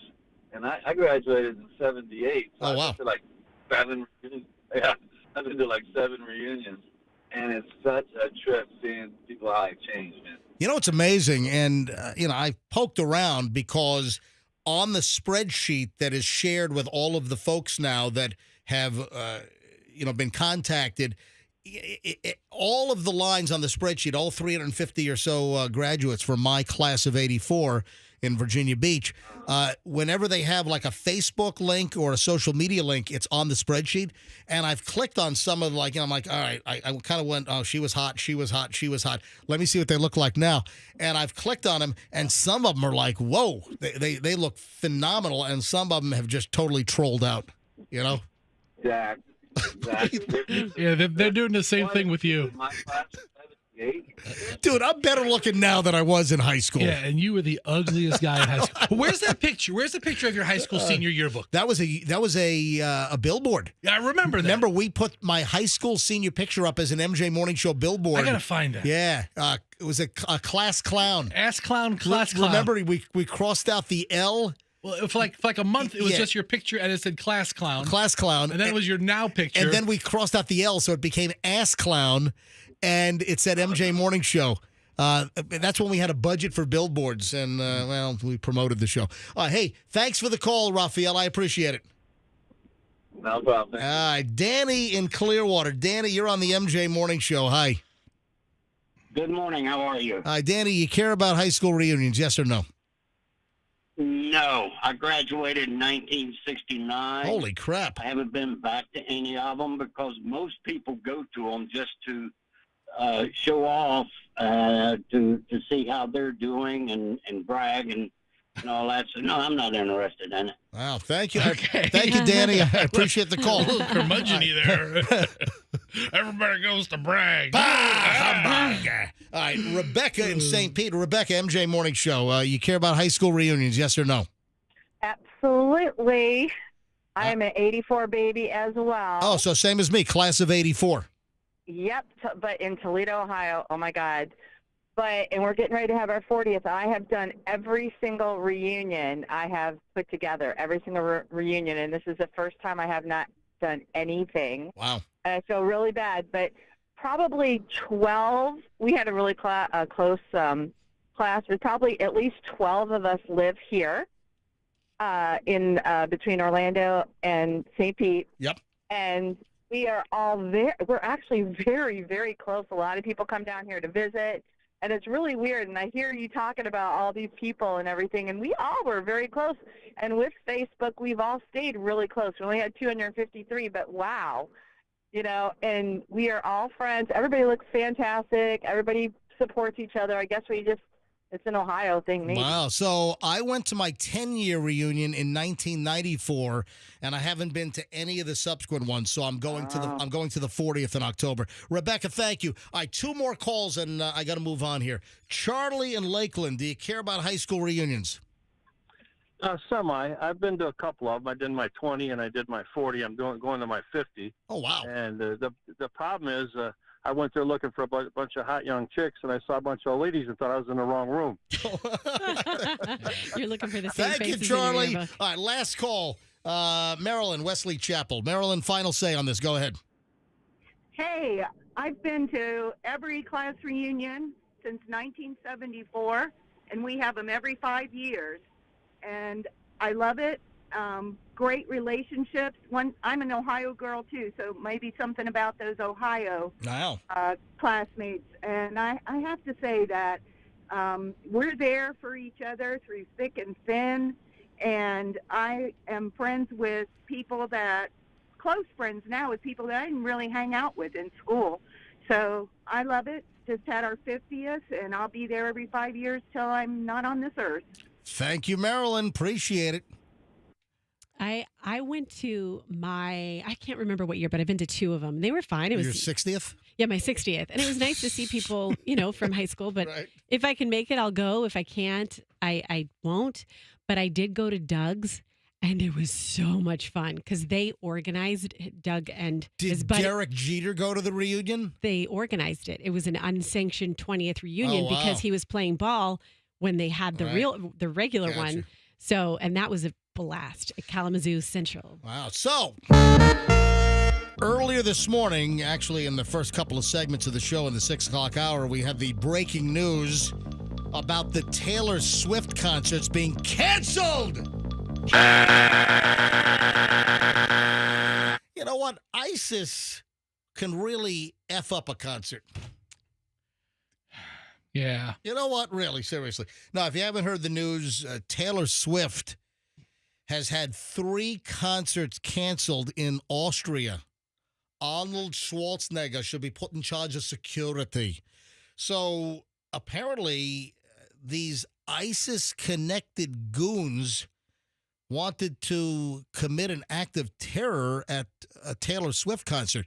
So Taylor Swift, 3 nights in Vienna, Austria, scheduled for tonight, tomorrow, and Saturday night. 3 nights, filled up, sold-out stadiums or stadium shows. Same venue, but 3 nights in a row. And all 3 concerts have been canceled. And this is a crazy story. 2 arrests have been made, including a 19-year-old cretin that pledged his allegiance to ISIS. So 2 in custody. They're searching for some more. And, I was wondering whether this was just aspirational. because you hear about these sting operations or the FBI or some law enforcement in the United States. They take down a group, and they've been having chats online talking about committing a terror act. But were they close to it? Was it more aspirational versus operational? Now, the word we're getting now is that they had chemicals, explosives. They were putting together devices or something. That this might have been fairly imminent. Now, whether they were going to be successful, who knows? So they have 2 in custody, including a 19-year-old, and they're looking for more individuals. But out of a position of extreme caution, they've canceled all 3 Taylor Swift concerts for tonight, Friday, and Saturday. And this is also one of the really interesting chunks of breaking news, is that the Austrians were tipped off by us, not the MJ Morning Show, but the United States government. So United States intelligence, whether it's the CIA, the NSA, we're the ones that tipped off the Austrians that there was a terror plot afoot to do something. And, clearly it was going to be one of the nights. I wonder what night was going to be targeted, whether it was going to be the opening night tonight or Friday or the closing night on Saturday. Because obviously if you're an ISIS terror cell, you can't do multiple nights. You're going to have to just pick a night. One night only. You got a one night only deal. So hopefully, luckily it's been averted. But I guess there was some uncertainty with some others still running around. Really, though? I mean, now that the police or the authorities are really involved, they've arrested a couple of guys. There'll be heightened security anyway. I mean, it seems a little overkill that they're canceling these 3 concerts. Well, the event organizer, Barracuda Music, said in a post on its Instagram channel late last night, "We have no choice but to cancel the 3 scheduled shows for everyone's safety." All right. They're saying that the terror plot has been foiled. What's interesting is that Taylor Swift once said that she was completely terrified to tour after the terror attack at the Ariana Grande concert in Manchester, England. Remember that? Vaguely. What do you mean vaguely? I don't remember many things about it. You had a dude that killed 22 people. Okay. Yeah.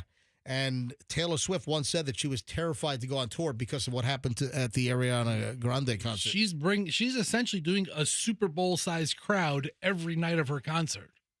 That's a big deal, man. All right, so breaking news on the MJ Morning Show. Hey, if you like paper straws, which I don't think anyone likes paper straws, isn't Pinellas County or some cities? So St. Pete. Is it St. Pete? Because I know that I've been to some place. So it's St. Pete where you can't get a plastic straw. Okay, so get this. It's restaurants. So if you go to McDonald's, they give you a plastic straw. Right. If you go to Wawa, you get a paper straw at McDonald's. You get a plastic straw. Yeah, you just had it backwards. Yeah, I had it backwards. Right, hold on. Restaurants, you go to Chick-fil-A drive-thru, they have to give you a paper straw. But if you go to the Wawa gas station, fast food, any restaurant. Yeah, say PDQ. I've got an interest in the operation. I don't. All right. So that's right, because the PDQ on 4th Street, you get a paper straw. Sure. So fast food places in St. Pete, you get a paper straw. Yes. But other... You go to 7-Eleven and get a Slurpee, or you get it's a plastic straw. Yeah. That sounds ass backward. Anyway, so we have an update on paper straws. Folks, you got to hear this. What, are they killing turtles now? Hang on. A bunch of turtles choking up paper straw? Hey, don't laugh. All right, we have a paper straw update you got to hear. Also, a dude blowing up people sitting on toilets. What? Yeah, you got to hear this. This is insane. It's probably how I'm going to go. All right, I got a bunch of college students that are getting poisoned, and they're going into these jerking spasms. Ooh. We got a Disney story. Some lady fell into the water at Pirates of the Caribbean unconscious. Oh my God! Hang on. Well, I got all kinds of stuff next. All right, don't move. We're back in minutes on the MJ Morning Show here on Q105. Do not move. We are packed.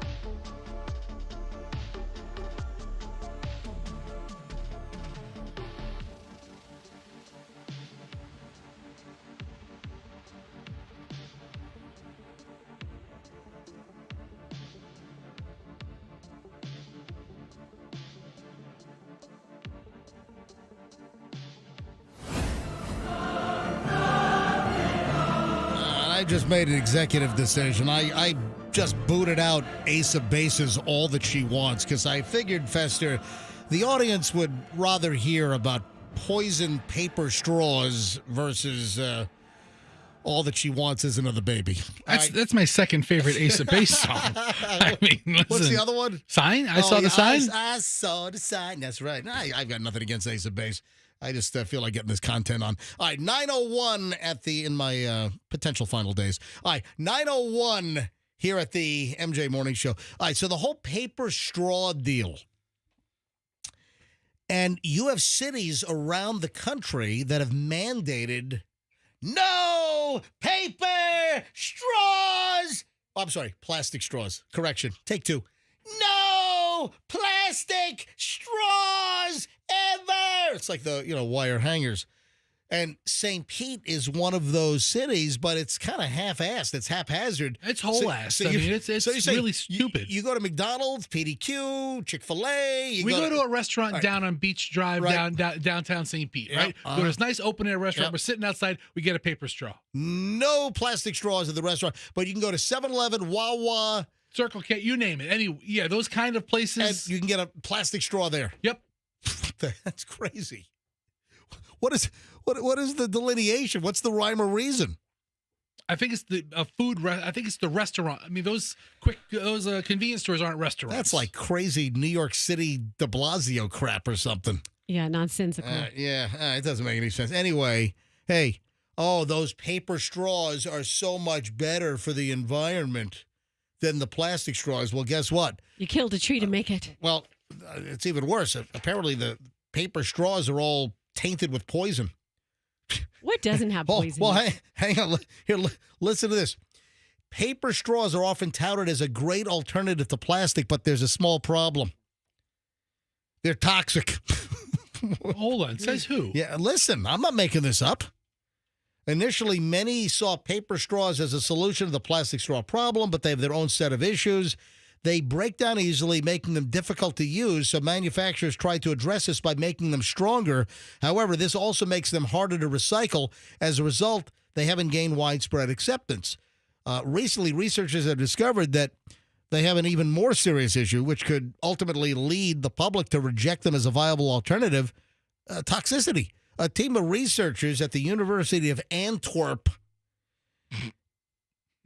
It's in Belgium. Yeah. Were you laughing at twerp? Yes. Go twerps. You twerp.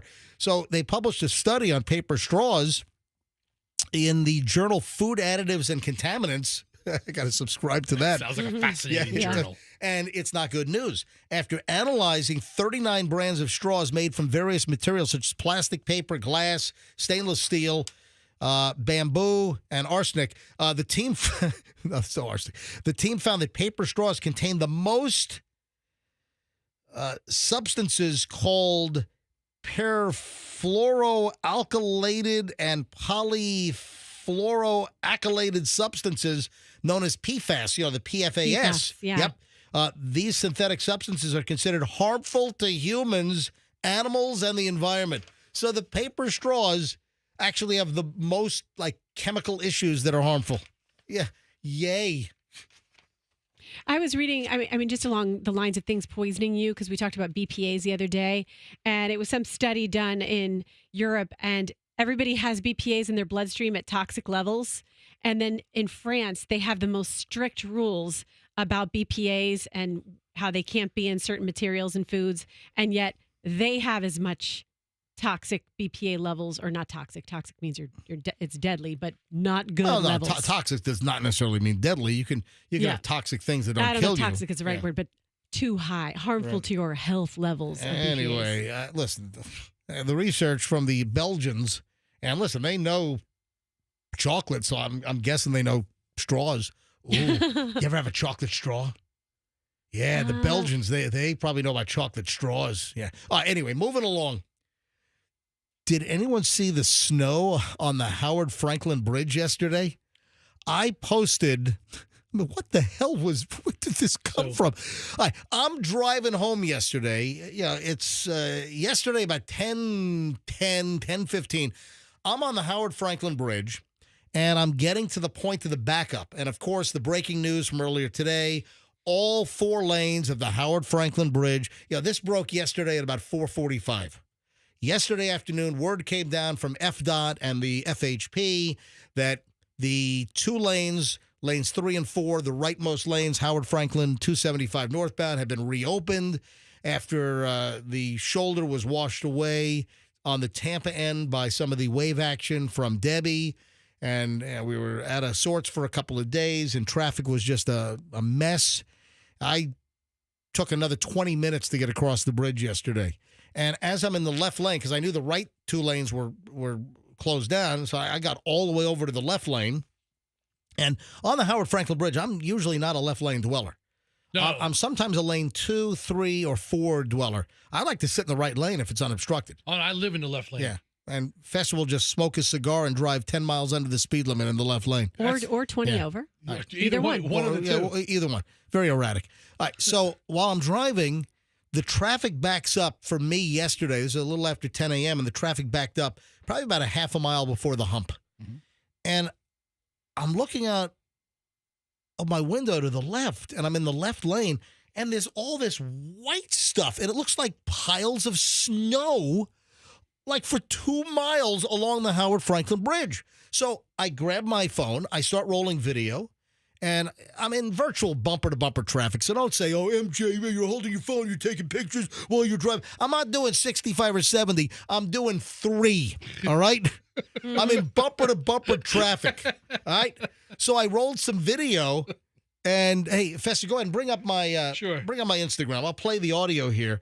And it looked like snow on the side shoulder. It's a very narrow, there's no real shoulder there on the left side. It's just like a 6-inch area between the wall and the lane. Or a foot or something. So I roll video on this thing, and I narrate it. And I'm like, what is going on? And it looked like snow, but once you got a little closer look, I think it was like ground styrofoam. It was like the styrofoam that looks like snow. Which my dad used to make that stuff. I saw your video, and all of that. Go ahead and reset it so I can play the audio as well. All that's going to end up in the bay. Yeah. So where did this come from? But go ahead and reset it and quickly unmute it. Go ahead and go. Traffic here on the Howard Franklin. Weather's been nuts here. Look at this. We have snow.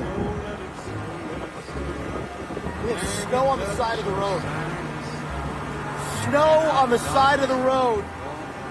In the middle of August on the Howard Franklin Bridge northbound. Freaking snow.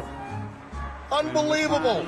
All right, so what's going on? It looked like styrofoam, but where did it come from? Who dumped styrofoam, like shaved styrofoam that looks like snow that went on for like a mile? It's like a case of it must have fallen off a truck, and then the wind just kind of distributed it and blew it against the wall. Or the cars, the traffic going by, blew it against. But, man, it was crazy. If you want to see the video, it's on my Instagram right now at Certified MJ Radio.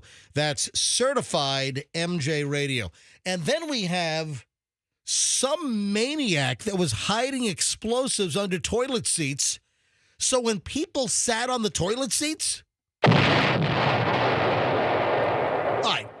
This sounds like it's some kind of ridiculous urban legend that you got to go to Snopes to find out if it's real or fake.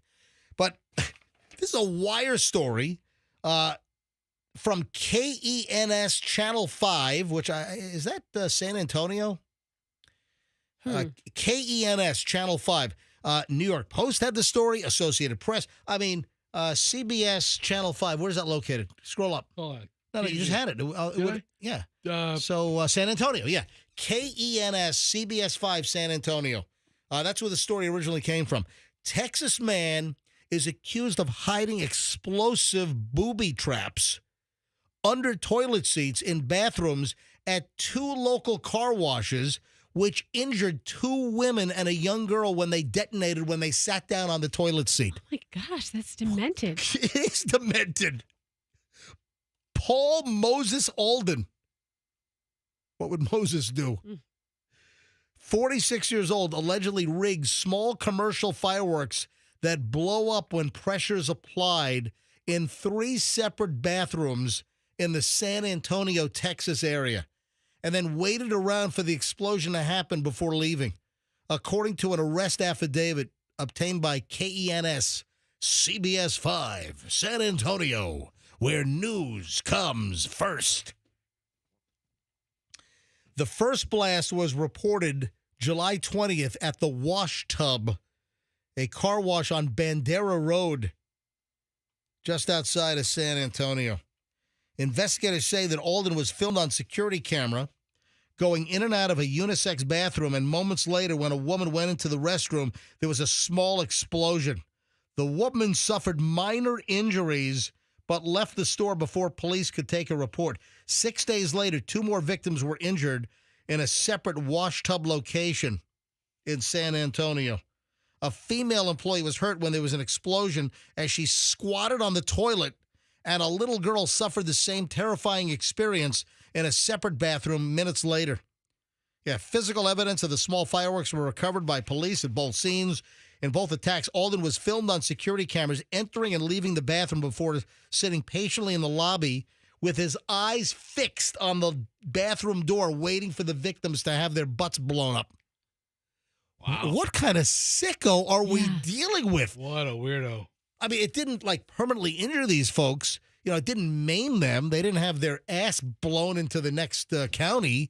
But, I mean, it scared the bejesus out of them. Can you imagine? What kind of sicko would do this? It's crazy. So then he would leave. After the explosion, he would sit and wait for someone to sit on his handiwork. Then once it exploded, then he would leave. Yeah, he was easily identified by employees of the car wash who said that Alden was a regular who had a car wash membership card. Yeah, you got to have that membership now. Yeah, they also had video of his car and his license plate. So very quick investigation with the San Antonio Police Department and arson investigators. This guy's in trouble. This guy's going to do he should be. He's charged with arson causing reckless damage or bodily injury. Bond set at $50,000. Bailed out the same day. This dude's going to do 5-10 years. This guy could be in a lot of trouble. Not exactly what I think of when you talk about dropping bombs in the bathroom. Yeah, exactly. But what kind of thrill? I mean, at what point did this guy say, oh, man, this is great. I'm going to get away with this? At what point did that cross this guy's mind? To put in little fireworks. Yeah. You put them under the seat so when someone sat on them, the pressure caused them to detonate. And, you know? Sicko. I mean, did this guy think that he was going to get away with this? And we would have got away with it, too, if it weren't for those meddling security cameras. And I would have gotten away with it if it wasn't for you meddling kids and security cameras and car wash employees that recognized me. Yeah, and my desire to hang around while the crime ended. And my wash tub car wash membership card. Wow. Apparently at the wash tub, their vacuums are great. Their slogan is, "We have the suckiest vacuums in town." It's actually what you want. Really effective for that business. Yeah. Hey, heads up. Again, remember we had a story earlier this week about marijuana being laced with fentanyl? Man, you're buying drugs. You don't know what the hell's in this stuff. Listen to this latest. Oklahoma college students were apparently drugged after ordering water while on vacation in Cancun. They suddenly started like convulsing and having all kinds of, jerking movements. Oh, God. Yeah, 2 Oklahoma college students were on a dream vacation in Mexico, and, well, it didn't turn out well. They became violently ill from water at the resort bar, and now investigators think that they had laced water. Laced with what? What makes you have jerky movements? Yeah, guess what? What? Guess what could do it? What could do it? Could be fentanyl. So, and listen, a lot of fentanyl comes through Mexico. A lot of it's Chinese produced, and then the Mexican drug cartels. We just had that huge big bust with that. Was that a crazy story where they had El Chapo's son and associate? They thought they were landing at a Mexican airstrip to check out some new landing place for drugs, right. And they actually were taken to a landing strip in Texas. And the feds, that story happened while I was scuba diving. Yeah. That was an amazing story. Anyway, they think that they might have been poisoned with fentanyl, or that their water was, I don't know whether it was a bartender trying to knock them out for nefarious purposes.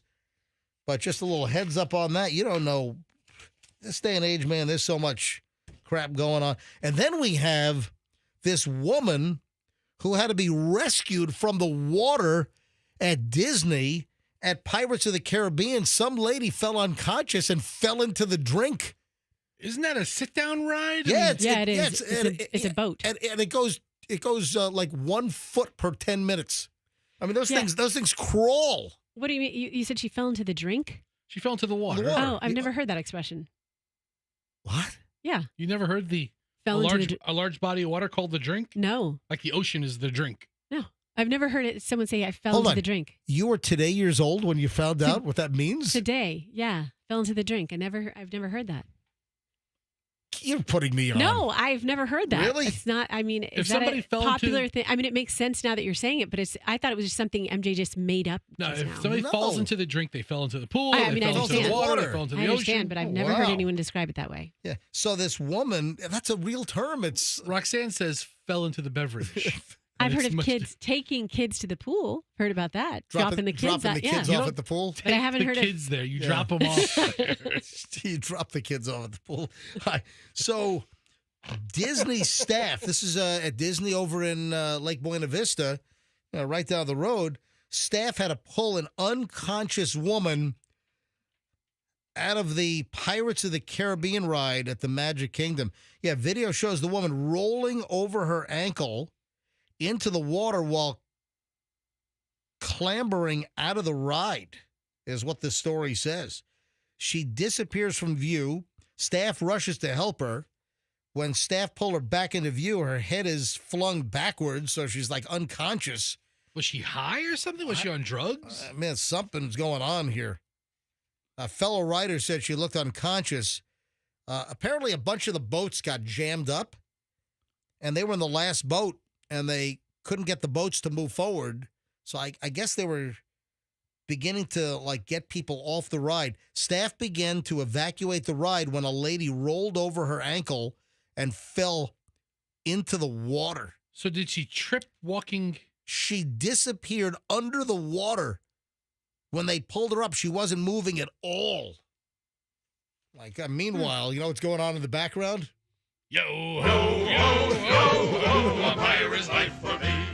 We There we go. I got to be honest, though. There's another ride at Disney where I would voluntarily drown myself.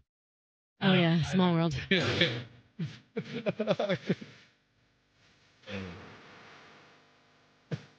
Yeah, I'm going to self-fling myself into the water and hold my head under. Oh, my God. It's non-stop. Can you imagine? I tell you what, I'm sure they use this like for CIA black site interrogations after 9/11. I got to believe that they played this over and over again. Oh, I'm sure. Right?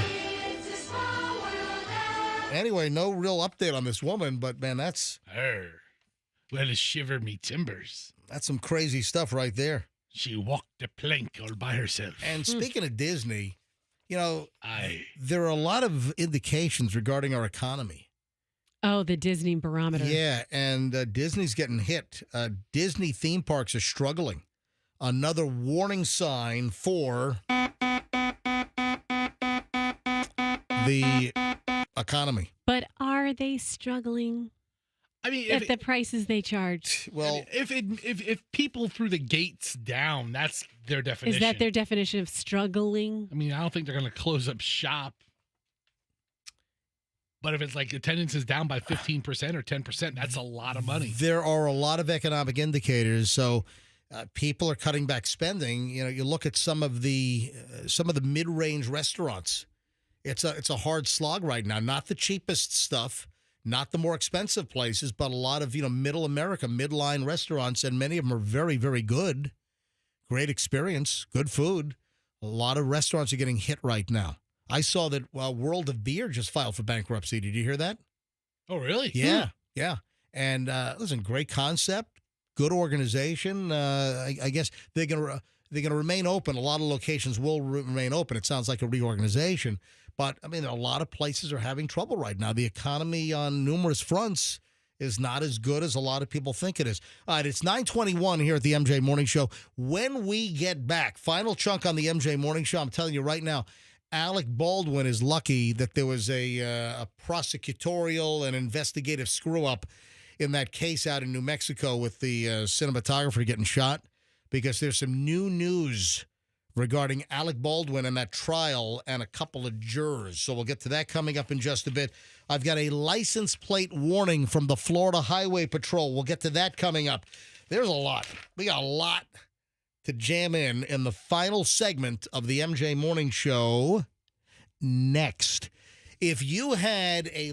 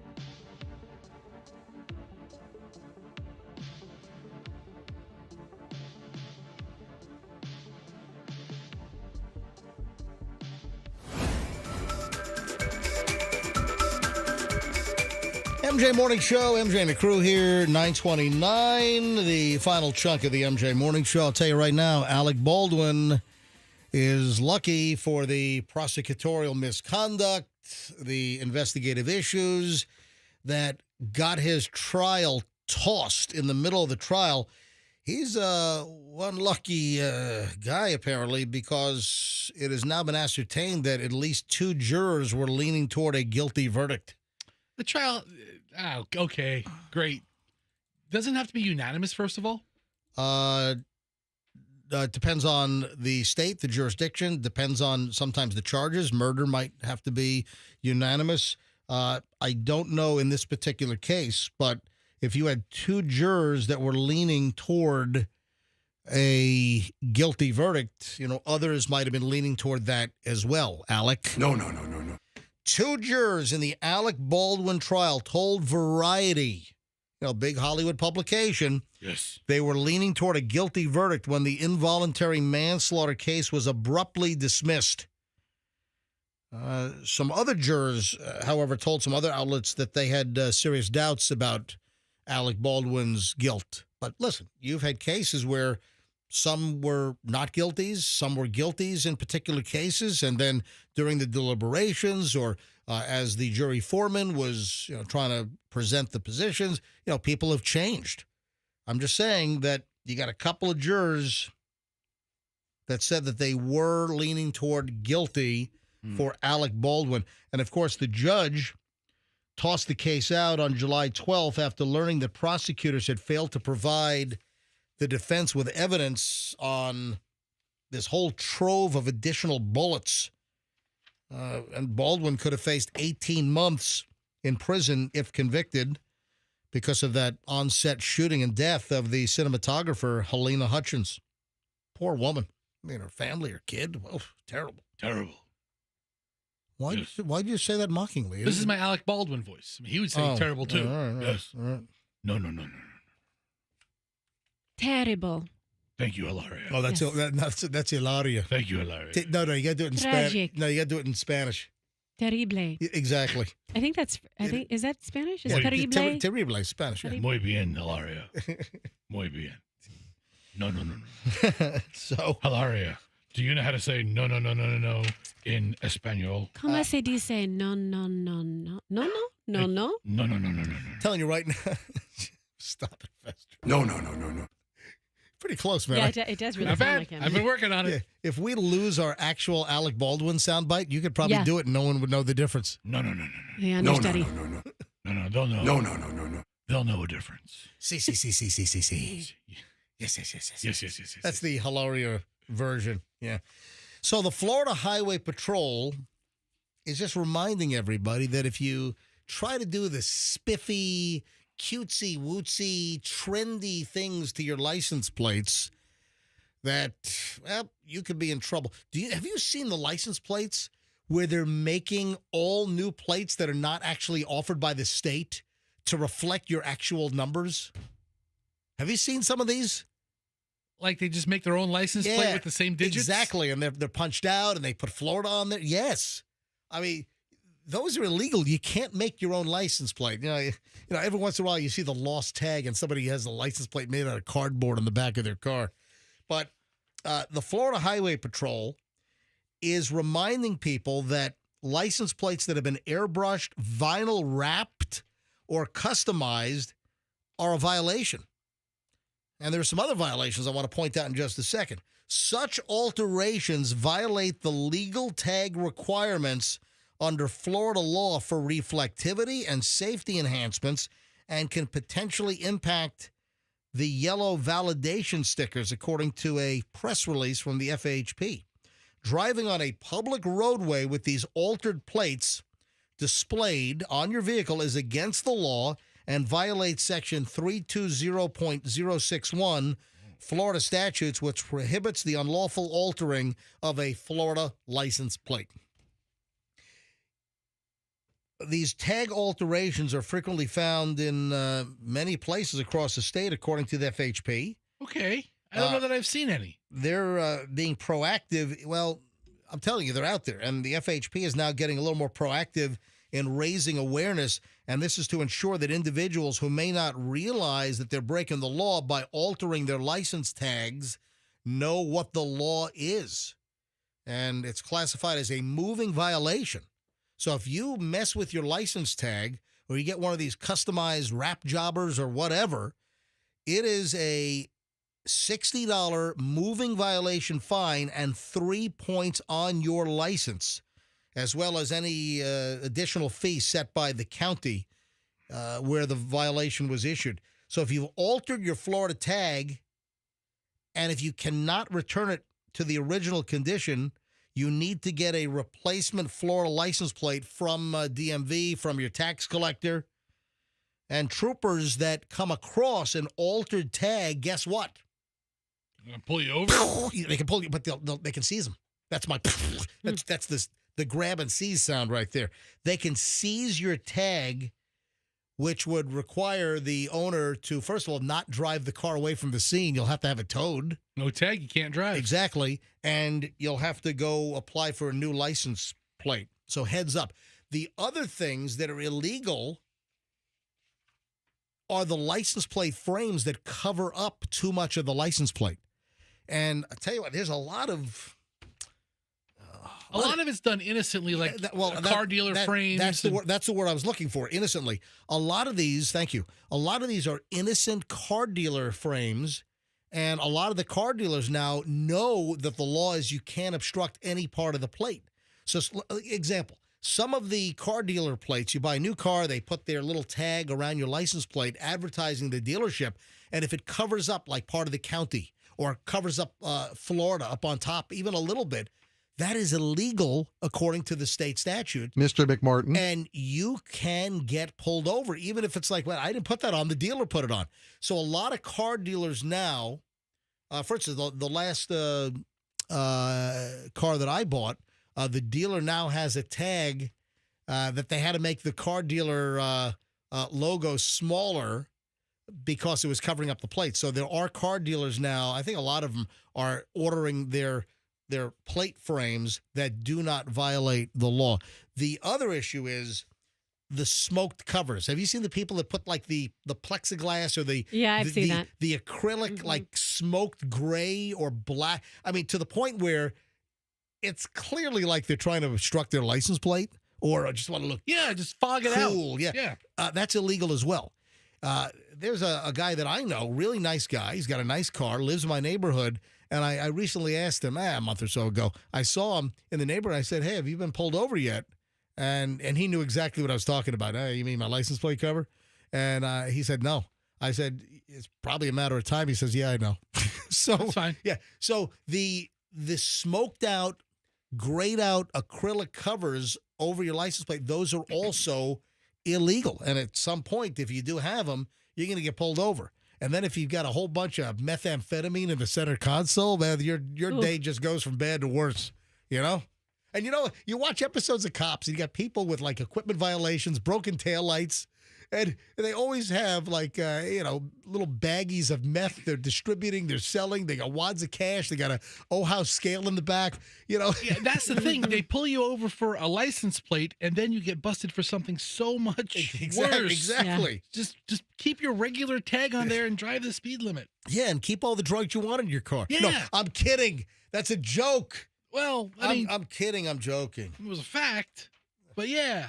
Are you ready for Costco Corner? Costco Corner. Always some Costco Yeah, news. ladies and gentlemen, it's time once again for Costco Corner. So there is a little update.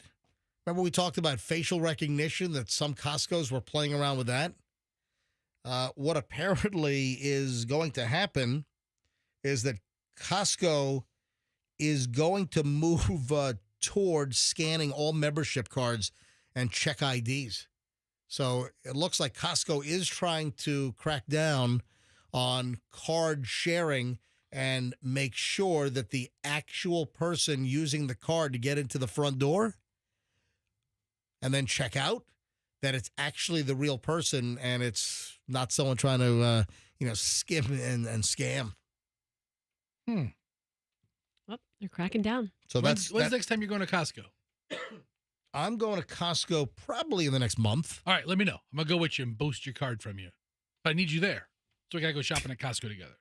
All right, So you can be seen with him, so it looks like you're a couple. So wait a minute. I'll hang back in the parking lot? No, you go in for your shopping. I'll do my shopping. I'll meet you in like 30 minutes, and we check out together using your card. I'll pay for my stuff. Just say the guy, I have 2 orders, and then I'll just, swipe my card or something. Or just hand me your card. Whatever. Or just give him cash. Listen, I'm just pointing out that Costco, there have been numerous stories, but now they're apparently really going to crack down, scanning member cards, checking IDs to cut back on the unauthorized usage. Yeah. Then let's listen to this. This story's making the rounds because I've seen it like 5 places in the last couple of days. A customer returned a 5-year-old mattress. Oh, gross. If that's their policy, there's nothing wrong with it. Would you like to get a black light out at the customer service counter? You drag this mattress to the customer service counter. I'll whip out the black light and let me take a look at the stuff on this mattress. Yeah, we're gonna return this. We don't like it anymore. Here's my question about Costco and the long time returns. Yeah. Do you have a receipt? Did you save your receipt from 19 or 2019? And also, how do they even know the stock number? I mean, it seems a little tough to do. Yeah, the story is that this couple, and this has been all over social media. I've seen a video on it.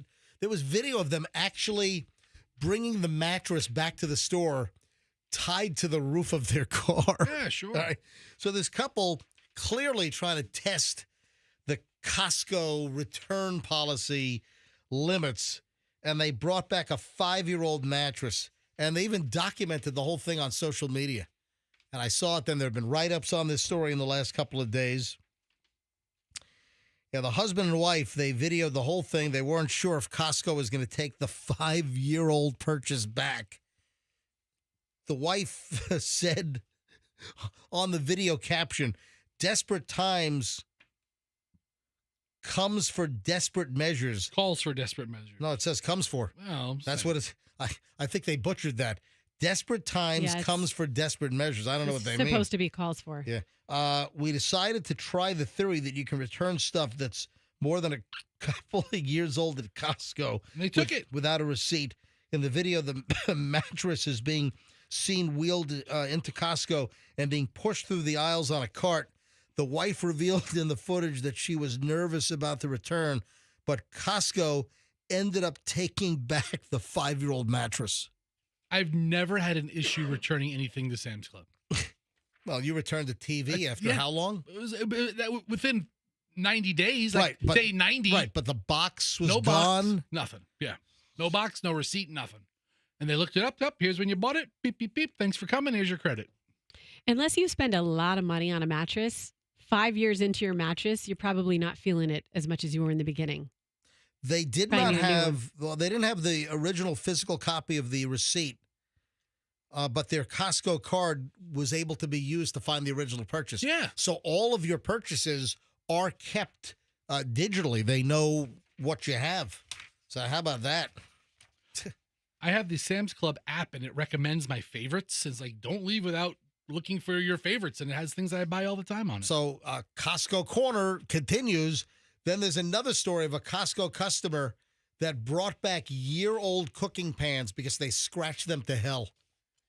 So it's like they scratched off the Teflon coating and everything. Yeah, I mean, you expect a certain level of quality. 1 year is not a long time for pans. I try to, like, we have like 1 or 2 nonsticks, but I don't like to cook nonstick because of, just the chemical leaching or, I cook mostly on stainless or carbon steel or we have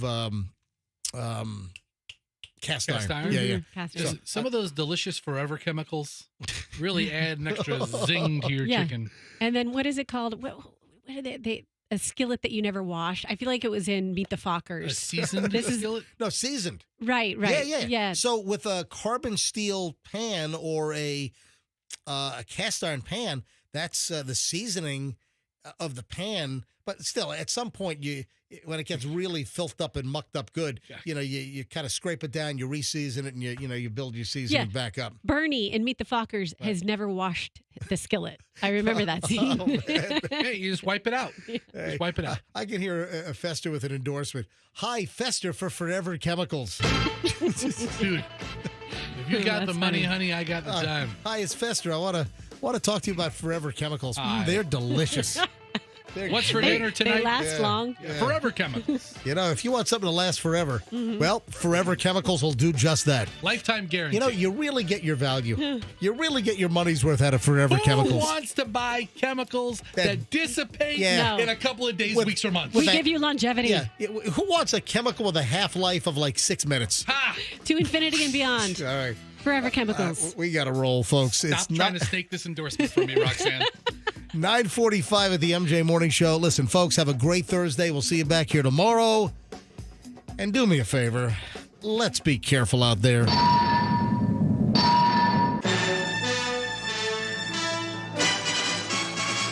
The Q